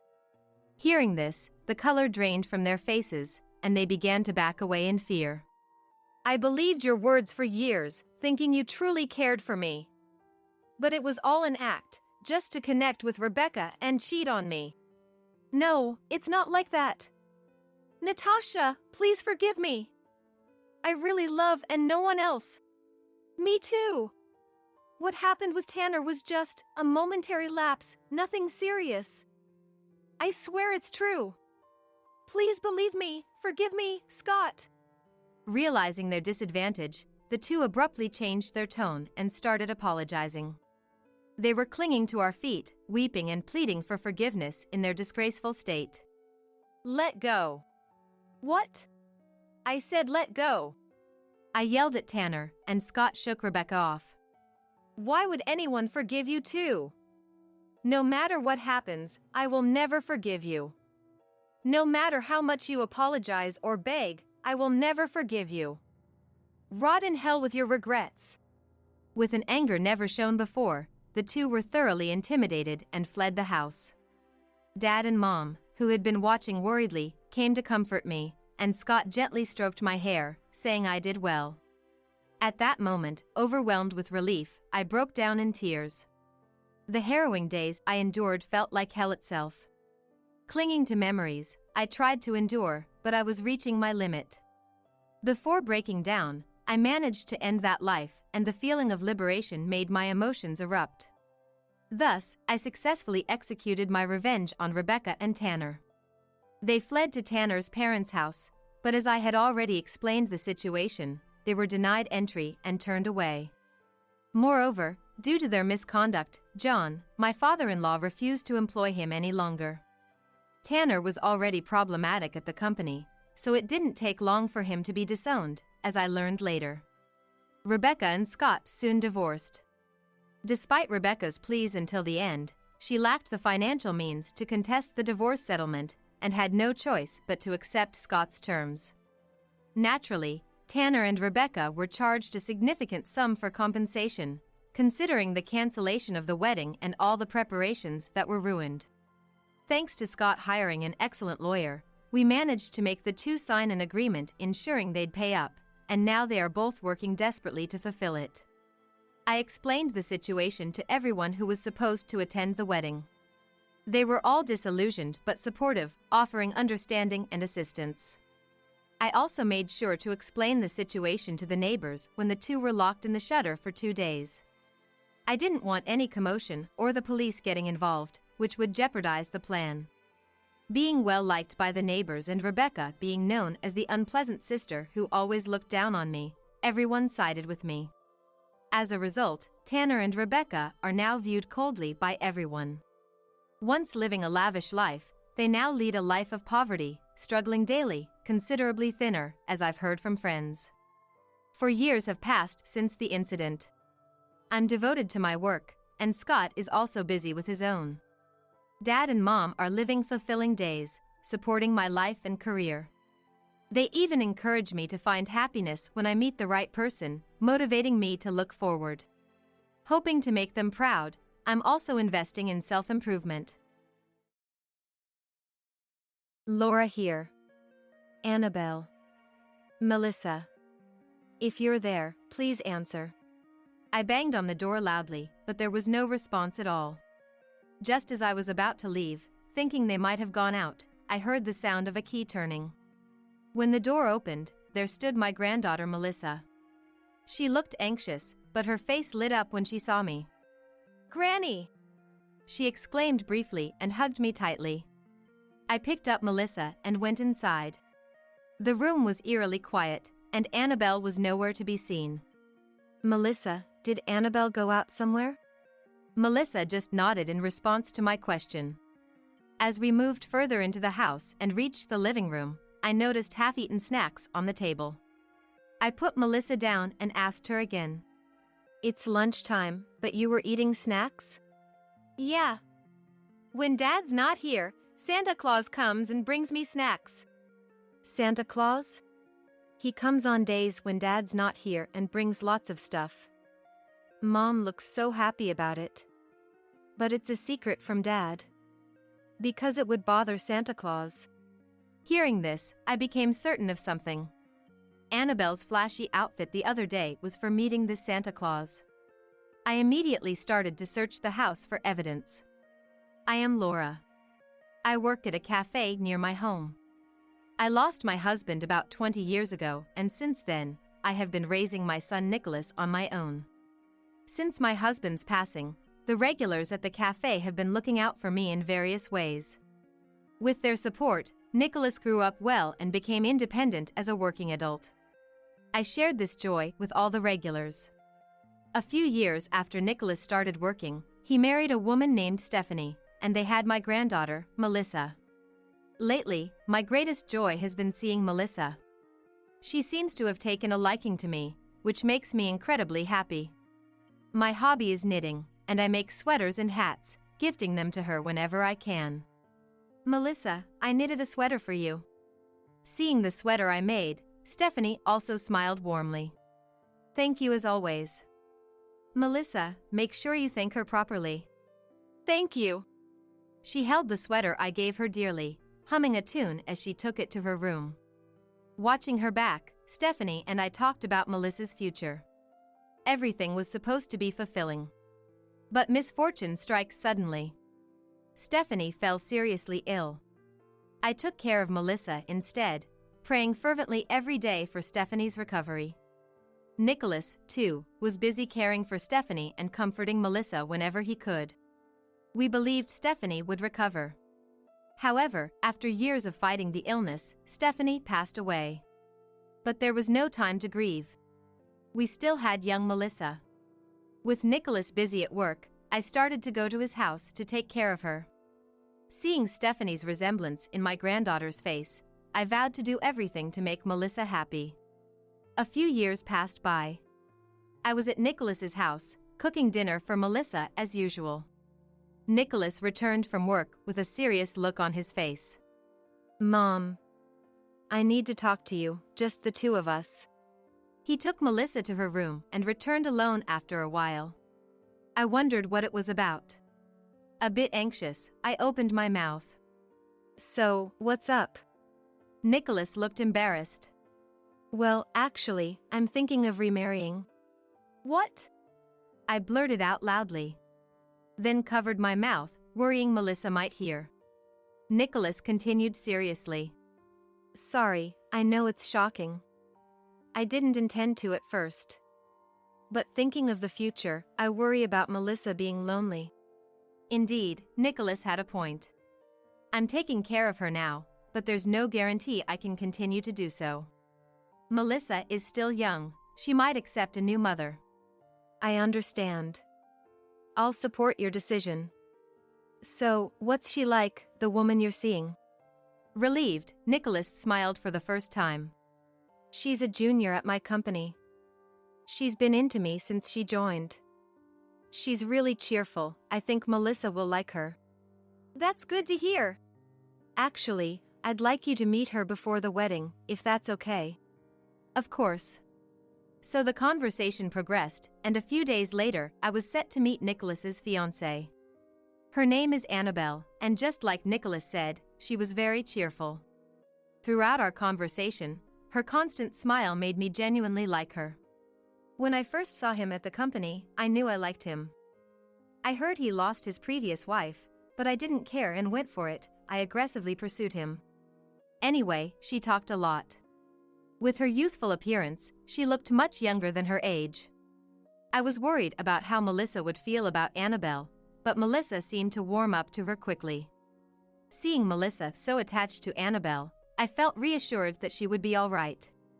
Annabelle, please take good care of them. I'm here to help if you need anything.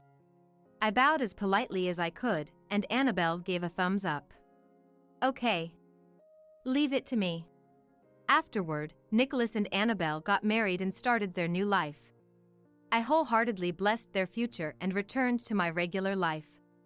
Working at the cafe, joking with the regulars, and knitting while watching TV at home. It was fulfilling, but I felt a bit lonely compared to the busyness of the past. At such times, I prayed in my heart to Stephanie. What would she say if she were alive? I thought about such things as I continued with my knitting. Several more years passed since their remarriage.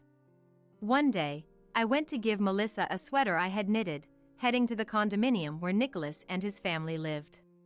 Nicholas seemed busy with work lately, often away on business trips. With him not home often, I worried Annabelle might be overburdened with childcare. While delivering the sweater, I hoped to help Annabelle as well. Thinking about what to talk about with her, I headed to Nicholas's condominium.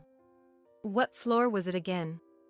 Arriving at the condominium, I muttered to myself, standing in front of the elevator.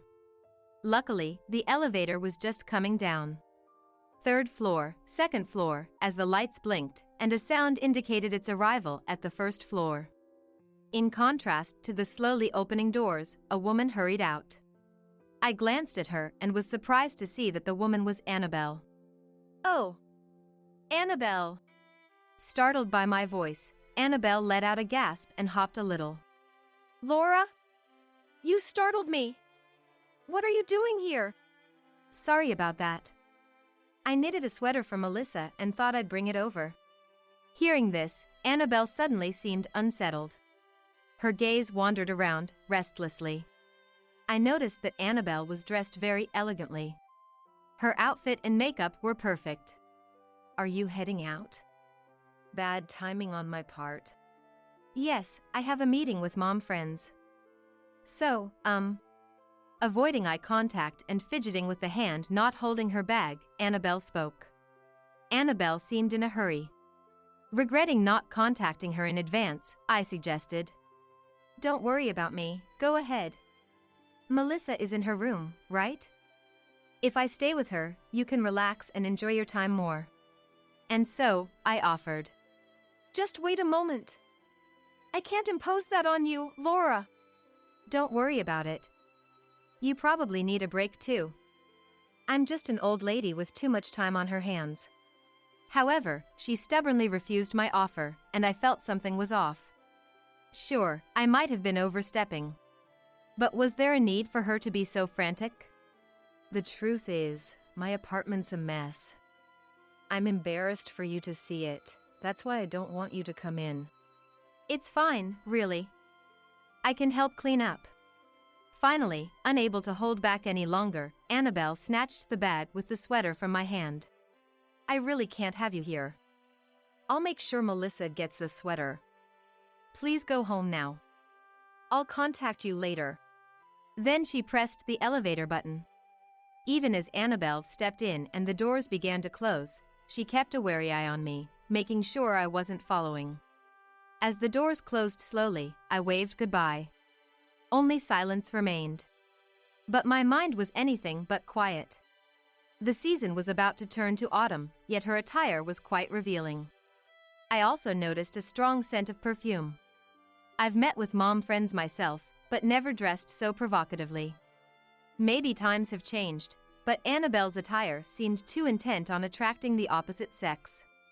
Moreover, the once bright smiling Annabelle didn't smile at all. Instead, she had a glaring look that concerned me. I wanted to chase after her, go to the apartment, and clear my doubts. But Melissa was there too. Not wanting to cause a commotion, I decided not to.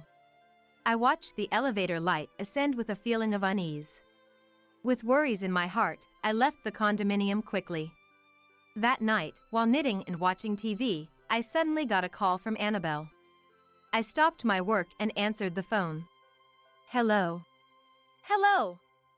Granny. Melissa's innocent voice came through.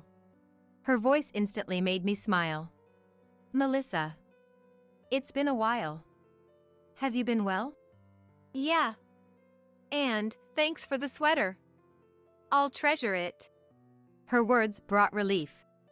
Annabelle had indeed given it to her. That's all right, dear. If you ever need another, I'm always here to knit one for you. Really? That's so nice. Granny, you're like Santa Claus too. The phrase Granny, you're like Santa Claus too oddly struck me. As if there was someone else giving gifts besides me. Yes, indeed. You're such a good girl, Santa Claus must visit you a lot. I subtly tried to confirm the meaning of her words. Melissa. Don't say unnecessary things. I faintly heard Annabelle's angry voice from the background. Unaware that I could hear her, Annabelle continued scolding in a stern tone. You've already said thank you, right? Hang up now. Yes, okay. Sorry, Granny. I have to go now. Melissa's voice was trembling. More than being upset about being scolded, she seemed frightened by Annabelle's voice. Understood. Call me again later. With that, I ended the call and picked up my crochet hook again. The interaction between the two felt oddly strained for a mother and child. Due to a vague unease, I found it hard to continue knitting. Annabelle's flashy attire from the afternoon and Melissa's fearful voice from earlier. Could something troubling be happening? I knew I had to do something, but wasn't sure what. I sat motionless for a while, pondering my next move. That's it. Nicholas. I should talk to Nicholas. With his image in mind, I immediately grabbed my mobile phone and called Nicholas. He was on a business trip out of state, but it should be after work hours. Please, pick up. Luckily, Nicholas answered the phone right away. Hello. What's up, Mom? It's unusual for you to call at this time. I could hear a hint of tiredness in his voice. But I had no time to worry about that. Hello, Nicholas. Are you okay? I need to talk to you about something. I'm fine, but what's wrong? Did something happen? Sensing urgency in my voice, Nicholas's tone became serious. I told him about visiting the condominium with the sweater, encountering Annabelle in the elevator hall, and then about Melissa earlier. Nicholas listened quietly as I spoke. After I finished, he replied, I understand the situation. Indeed, it does sound concerning. He let out a deep sigh. That's what I thought. I can't stop thinking about it. While I was frantic, Nicholas seemed surprisingly calm. What should we do? What if something happens to Melissa? Just wait a moment, Mom. Panicking won't help. I think Annabelle is just stressed because I've been busy. We shouldn't make a fuss about it. Calmed by Nicholas's advice, I regained some composure. You're right. I'm sorry for jumping the gun. That's okay. But we can't just leave it at that. I'll talk to my company and try to cut my business trip short. We can go to the house together when I'm back. Indeed, it's better to act together rather than rushing in alone. I agreed with Nicholas's suggestion. Understood. Let me know when you've decided on a plan. Yeah. But keep this a secret from Annabelle, okay? Talk to you later. After hanging up, I let out a deep sigh. Nothing was resolved yet, and the unease hadn't disappeared. But hearing Nicholas's calm voice had indeed eased my mind a bit. Nicholas has really grown up. I need to stay strong too. Reminding myself of this, I waited for Nicholas's call with a shifted mindset. Soon after, Nicholas contacted me saying he could return earlier than planned. We arranged to visit the condominium together and hoped for the day to come quickly. All I could do was pray for Melissa's safety. Stephanie, please protect that child. I beg of you. I continued to plead in my heart. Finally, the day arrived. Leaving my house earlier than planned, Nicholas was not yet there. After informing him I'd enter first, I took the elevator to the apartment. Reaching the door, my heart raced. I mentally rehearsed what to say to Annabelle and braced myself before ringing the doorbell. I rang once, twice, but there was no response from inside. Unable to wait, I knocked on the door. Laura here. Annabelle. Melissa. If you're there, please answer. I banged on the door loudly, but there was no response at all. Just as I was about to leave, thinking they might have gone out, I heard the sound of a key turning. When the door opened, there stood Melissa. She looked anxious, but her face lit up when she saw me. Granny! She exclaimed briefly and hugged me tightly. I picked up Melissa and went inside. The room was eerily quiet, and Annabelle was nowhere to be seen. Melissa, did Annabelle go out somewhere? Melissa just nodded in response to my question. As we moved further into the house and reached the living room, I noticed half-eaten snacks on the table.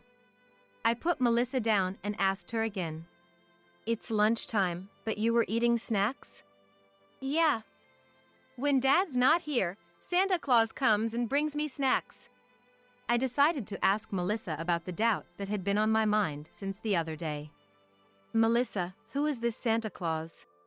While eating the snacks, Melissa shook her head. I don't know. He comes on days when Dad's not here and brings lots of stuff. Mom looks so happy about it. What does Mom say about him? Does she mention Santa Claus's name? Melissa tilted her head in confusion. I don't know. She always leaves with Santa Claus quickly. Only Mom comes back.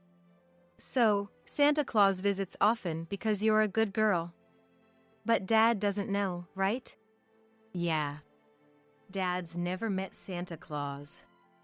Mom says not to tell Dad because it would upset Santa Claus.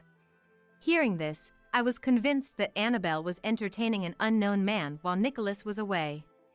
Presumably, that's what she planned when I tried to deliver the sweater. That would explain Annabelle's behavior at that time. And Melissa, receiving sweets and toys, really is believing in Santa Claus. A cheap way to keep her quiet. That's when I noticed Melissa's clothes were dirty. Melissa, stay here for a moment. I had a bad feeling. Looking around the house, my fears were confirmed. Dirty clothes scattered everywhere, unwashed dishes piled up in the kitchen. Carefully avoiding the mess, I opened the fridge. It was nearly empty, with only expired food inside. Shocked by the state of things, I returned to the living room. Melissa was gobbling up the sweets. Melissa, are you hungry? Haven't you eaten? I'm hungry because I haven't ate.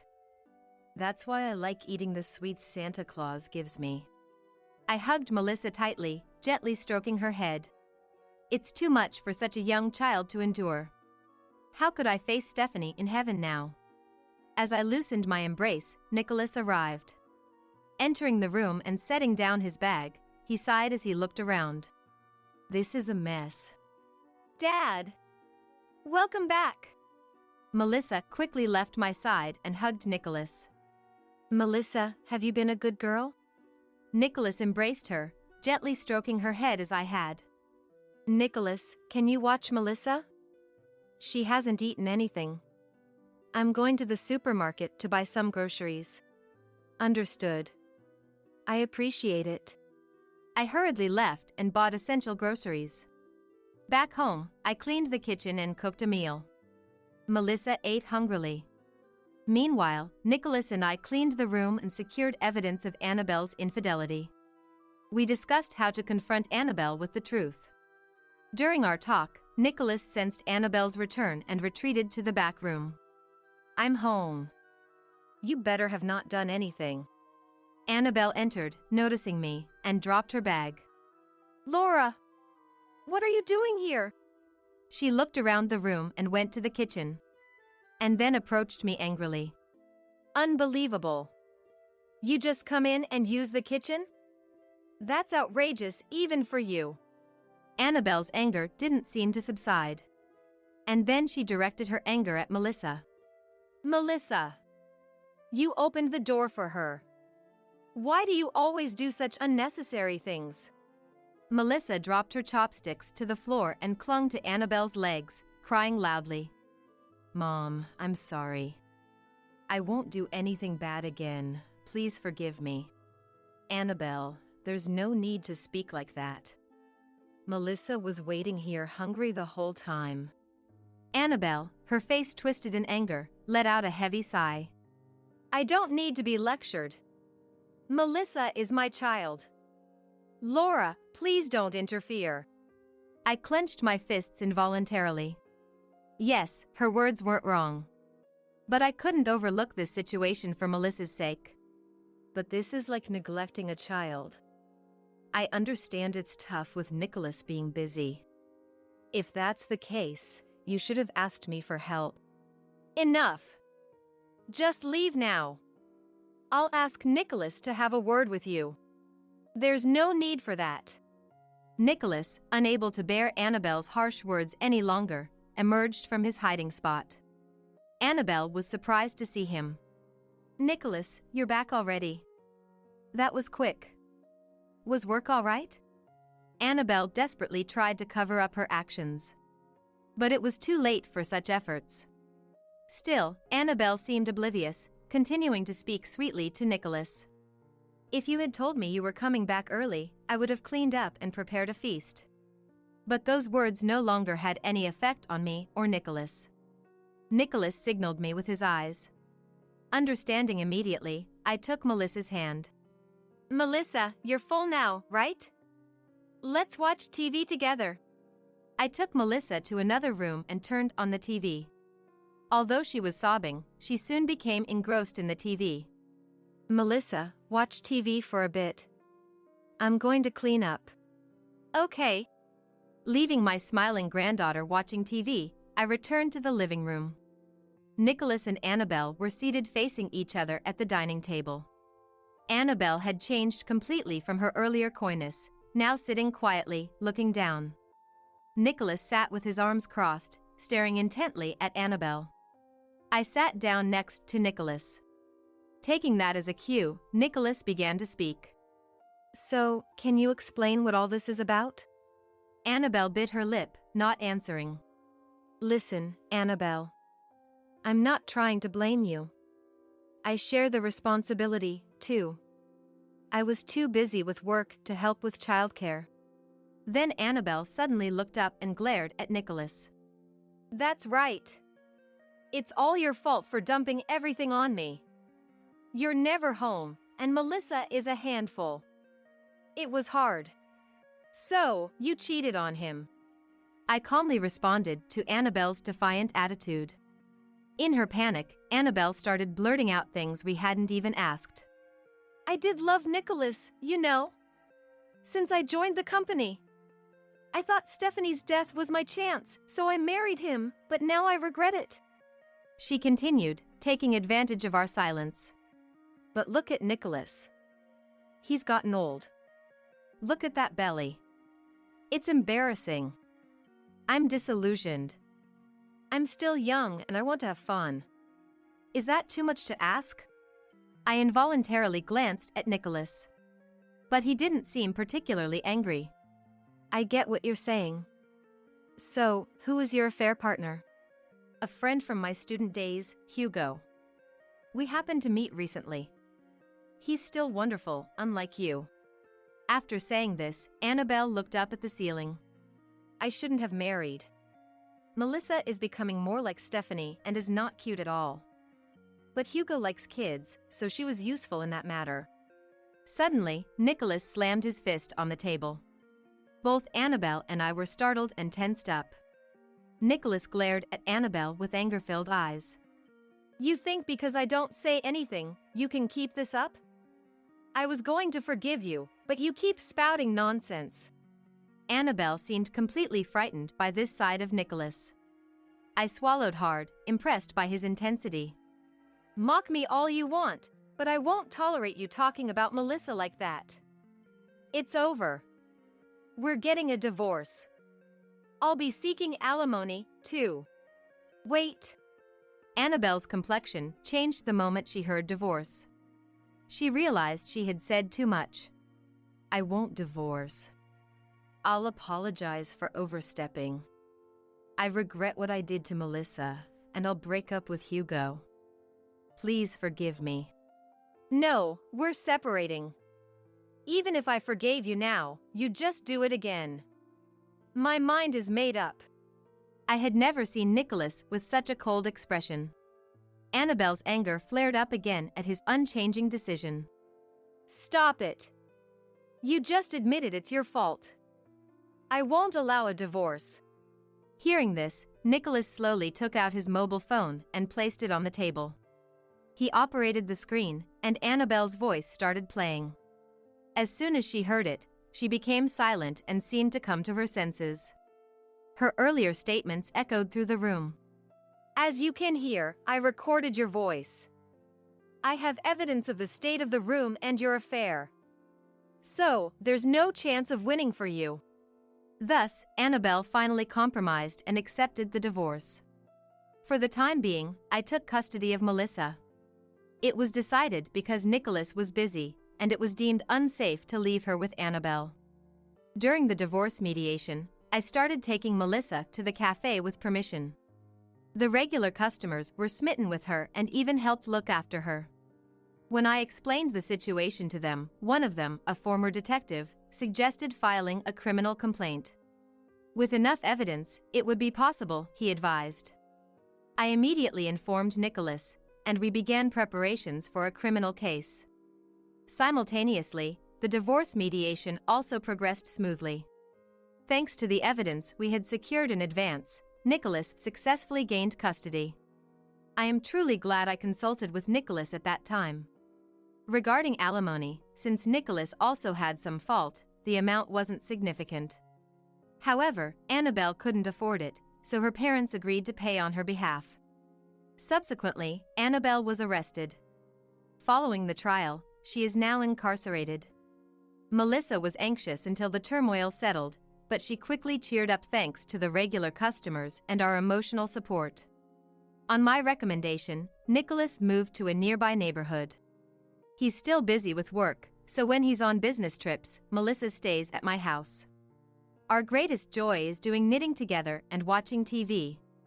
Melissa increasingly resembles Stephanie. Seeing Stephanie's reflection in Melissa's smile, we are all living a happy life. It's cold. Mom, help me. Margaret, my daughter who should be at my ex-husband Walter's house, suddenly called my mobile phone asking for help.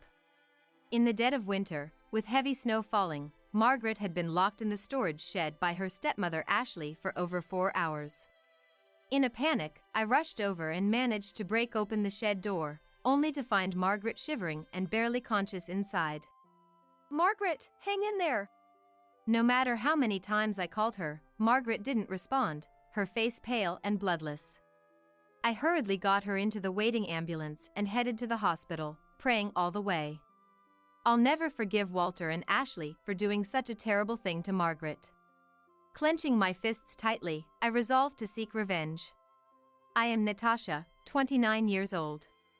My husband Walter was my high school classmate and is now an office worker. We got married 8 years ago, and then I became a housewife. We were blessed with a child and lived happily as a family of 3 with our 7-year-old daughter Margaret. But things changed when Margaret started kindergarten. Walter began to look down on me, and unable to bear it, I divorced him 6 months ago. Of course I wanted to take custody of Margaret, but Walter strongly opposed. How can a housewife like you raise Margaret? I couldn't argue, but I couldn't let Walter take custody of Margaret just like that. The court ruled in his favor due to my lack of income and having no living parents to rely on, and Walter took custody of Margaret. Margaret, I'm sorry, Mom can't live with you anymore. My words broke off in tears, and Margaret, clinging to me, cried out loud. I don't want to be away from Mom. I'm sorry. I promise, I'll come to get you as soon as I can. I hugged Margaret gently, making a pinky promise. Wiping her tears. Okay, I'll wait. Margaret forced a smile and said. Since living apart from Margaret, I met her about once a month, enjoying shopping and chatting together, cherishing our mother-daughter time. Margaret became more clingy, always sticking close to me. Our happy times flew by, and every goodbye left Margaret with tears in her eyes, making me feel lonely too. Eager to live with Margaret again, I threw myself into job hunting and finally found a job, making ends meet. But still financially unable to take Margaret back, I worked hard, saving every penny I could. Then, 2 months after the divorce, I received a postcard from Walter announcing his remarriage, complete with a photo. His new wife, Ashley, was visibly pregnant. She looked like she was almost due for delivery. Was he cheating on me while we were married? Suspecting Walter, I called him. Congratulations on your marriage, Walter. How do you know that? A postcard arrived, with your photo. Didn't you send it? No, I didn't. Walter gave a vague answer, so I'm sure that postcard was sent by Ashley just to harass us. You seem so happy, good for you. Ah, thank you. He seemed embarrassed. When I asked to speak to Margaret over the phone, Mom, Ashley's going to have a baby soon. Margaret told me excitedly. Margaret. Don't say unnecessary things. I heard Walter's panicked voice, and then he abruptly hung up the phone. So it's true. He was cheating even before the divorce. He's always been bad at lying or deceiving, so his panic probably confirms it. Yet, I feel ashamed for not realizing it sooner. From that day, Walter hardly let me see Margaret. When I said I wanted to talk to Margaret, he was blatantly annoyed. Ashley's getting annoyed, so stop calling, okay? I just want to see Margaret. Please, let me see her. Are you trying to ruin my family? Stop it already. Walter said that and hung up, not answering my calls after. I'm Margaret's mom. It's frustrating not to even be able to see her. I felt down from the helplessness but couldn't give up. I immediately went to a mobile phone shop and bought a pink kid's mobile phone that Margaret would like. Then, I waited near her elementary school and looked for Margaret as she was coming home. Margaret. Welcome home. Mom. When Margaret saw me, her face lit up with joy, and she ran to hug me. I'm sorry we couldn't meet for so long. Yeah. I was lonely, but I was patient. Dad said if I'm good, I can see Mom. Yay! I handed the kid's mobile phone to the excited Margaret. Call me anytime. But it's a secret from Dad and your new mom, so don't get caught, okay? Wow. Thanks, Mom. Got it, it's a secret. Seeing Margaret's happy face made me smile too. From that day, we messaged each other daily, talking about school and friends. Margaret, are you having any trouble? When I asked, worried. Don't worry, Mom. I'm okay. She always replied. Each time I saw those words, I felt relieved. I'm always on your side, Margaret. I love you. I told her every day. Even though we were apart and couldn't meet, I felt happy to be connected with her through messages. 2 weeks later. In the evening after work, it was snowing. Shivering in the cold, I was heading home when Margaret suddenly called me. Mom, it's cold, help me. Margaret's desperate voice came through, asking for my help, and my heart raced. Where are you now? In the house's storage shed. According to Margaret, Ashley had locked her in there for over 4 hours. I was almost panicking but tried to stay calm not to scare Margaret. I'll come to help you right away, just wait a little bit. Okay, I understand. Right after hanging up, I tried calling Walter's mobile phone several times, but he didn't answer. I was so worried about Margaret that I hurried to Walter's house. Upon arriving, the house was dark, no car, and it seemed no one was inside. What is going on here?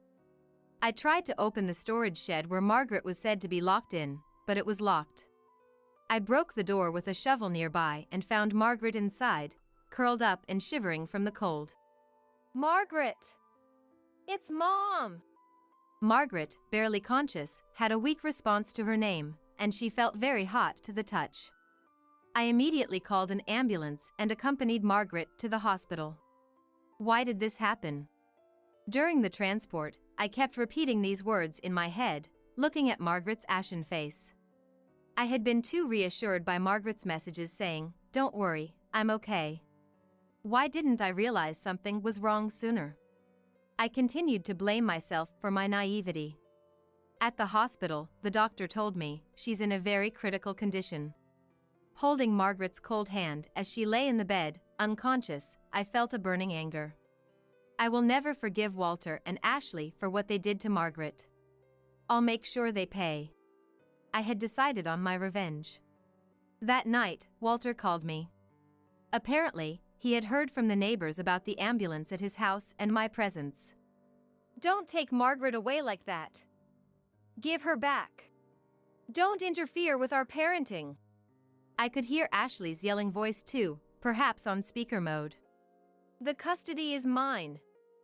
I won't let you get away with this. That's right.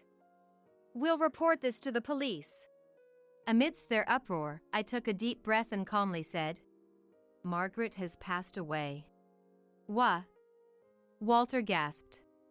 After a moment of silence, he asked with a trembling voice, "You're lying, right?"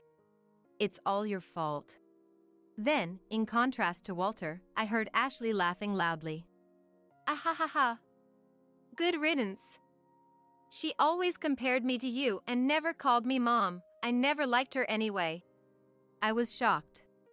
Could it be that for such reasons, this woman was harsh on a 7-year-old Margaret, even locking her in a storage shed? Besides, Margaret never looked like me. I even wondered if she was really my child. Encouraged by Ashley's words, Walter joined in. I was barely able to contain my rising fury. Was Margaret really my child? Maybe she was another man's child? Their mocking laughter came from the other side of the phone. It was too much to bear. I didn't want to talk to these scum any longer. With trembling hands, I said, "I'll handle the funeral arrangements. I'll contact you when the date is set." After hanging up, I sighed deeply. How could they say such horrible things in this situation? I couldn't stop my tears from falling, feeling both sad and frustrated. The next day, I received an unexpected call from Mrs. Simmons, who lives next door to Walter's house. We were close before, and she told me a shocking fact. I immediately called the place she mentioned, confirmed the fact she told me, and gathered some more evidence. Now I can bring them down. Wait for me, Margaret. Then I told Walter I want to discuss Margaret's funeral arrangements, and arranged to visit his house the following Sunday. On Sunday, I visited Walter's house with a man, and Walter and Ashley reluctantly welcomed us.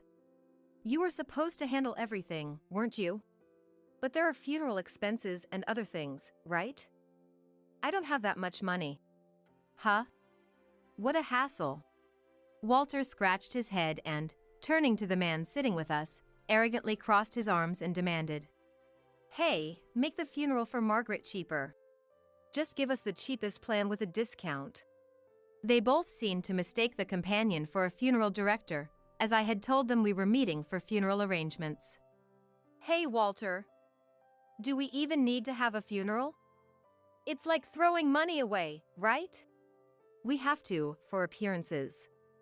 "Well, Margaret's life insurance will pay out a lot, and the rest depends on my negotiation skills." Walter, with a triumphant smirk, was adoringly gazed at by Ashley. "Life insurance, huh? Wonder if that will go smoothly." As I muttered, Walter glared at me and said, "Huh?" So, I presented a voice recorder in front of him. "Please listen to this first." What played was a recording of Ashley yelling and Margaret crying out. The sound alone was heart-wrenching. Walter and Ashley looked at each other in confusion. "This isn't Margaret's voice." "Yeah, right. Must be someone else." They desperately tried to deny it was Margaret, but I looked at them squarely. "No. This voice is definitely Margaret's. Don't you recognize the voice of someone you live with every day?" Still, Walter and Ashley insisted it was a mistake. So, I took out my mobile phone and showed them a video. "Still going to make excuses after this?" It was a video of Ashley forcibly trying to lock a resisting Margaret in the storage shed. Both the woman and Margaret's faces were clearly visible in the footage. There was no way they could deny it now. "Why do you have such a video?" "The dash camera at Mrs. Simmons' parking lot next door caught it. Some cameras still record even if the car isn't moving." The audio was recorded by Mrs. Simmons too, who was worried about Margaret. Mrs. Simmons had always been fond of Margaret since she was little. She told me over the phone how she had been concerned about Margaret's well-being since I left the house. Gradually, she noticed Margaret losing her energy and thought something was off when she started hearing yelling from the house. Mrs. Simmons was worried and reported to Child Services. Ashley, you turned away the social workers who came several times without letting them see Margaret, right? Shut up. It was just too much trouble. Yeah, having them come over is just annoying. It's Margaret's fault for not listening, it was just discipline. We were just trying to correct her behavior. What's wrong with that? Yelling and forcibly locking her in a storage shed is discipline?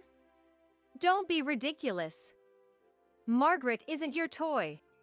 Walter and Ashley, still defiant, even had faint smirks on their faces. I decided it was time to introduce the man who had been with me. Just so you know, this man isn't a funeral director. He's the director of child services. The man, who had been quietly observing until now. Sorry for the late introduction, he said, extending his business card to Walter. Walter and Ashley's faces turned pale instantly. The director's expression became stern. What you've done is a serious crime. And he said in a cold voice, you're exaggerating. As a director, you should understand that scolding a misbehaving child is a parent's duty. Exactly. Just titles and no sense in what you're saying. Walter and Ashley were still defiant. Enough already. Everything you've done has been testified by Margaret. At my words, Walter momentarily opened his mouth in shock. Then, he suddenly burst out laughing. Ahahaha. How can someone who's dead do that? Ridiculous. Yeah, what's she talking about? Ahahaha. As they pointed at me and laughed, I smiled and informed them. Oh, Margaret is very much alive. What? That was a lie to prevent you from taking her back. Hearing this, Walter and Ashley were shocked, their mouths opening and closing like fish. So, Margaret was a nuisance to you, right? You clearly said that. Then why didn't you give me custody when we divorced? That's because I didn't want to pay you child support. What? That's outrageous. You're the worst, not just as a husband, but as a father too. I was furious to realize the true shallowness of this man who had fought me in court to take away my dear Margaret. I'll take Margaret's custody back through court if I have to, and I'll make sure you both pay. Natasha, don't say scary things. You can have Margaret, okay? Isn't that enough? Not at all. Isn't reflecting and atoning for what you've done also a father's responsibility? Walter still didn't seem to be taking things seriously, so I decided to press further. And one more thing. Ashley was pregnant before we got divorced, right? What are you talking about? Walter's gaze wavered, and Ashley looked down, visibly shaken. No matter how much you try to cover it up, a simple investigation will reveal the truth. Be prepared to pay compensation. That's nonsense now. Can't we just let bygones be bygones? I apologize, so please, let it go. I will never forgive you. That's why I've filed a police report. Upon hearing about the police, Walter's attitude changed abruptly, and he stood up to apologize deeply. I don't want to get arrested. Margaret's alive, right? Natasha, please overlook this. I beg you. Beside him, the previously defiant Ashley also bowed deeply to me. I'm about to give birth. Please, Natasha. Withdraw the report right now. I despised these two for their selfishness to the core. The director also said sternly, why don't you just give up? But suddenly, Walter and Ashley tried to flee, rushing to the door. However, they were promptly arrested by the waiting police officers. It's not my fault. Ashley did everything. What? You're the one who told me to lock her in the shed. The two of them were shouting and resisting in vain. Their commotion attracted the neighbors, who gathered around. In front of the crowd, Walter and Ashley were taken away in the police car. Some time later, Walter and Ashley were sentenced to serve time in a trial. I filed for a change of guardianship and finally got Margaret back. I'm happy that I can be with you, Margaret says with the brightest smile. Determined to ensure a fulfilling life for my daughter, I resolved, I will make Margaret happy, no matter what.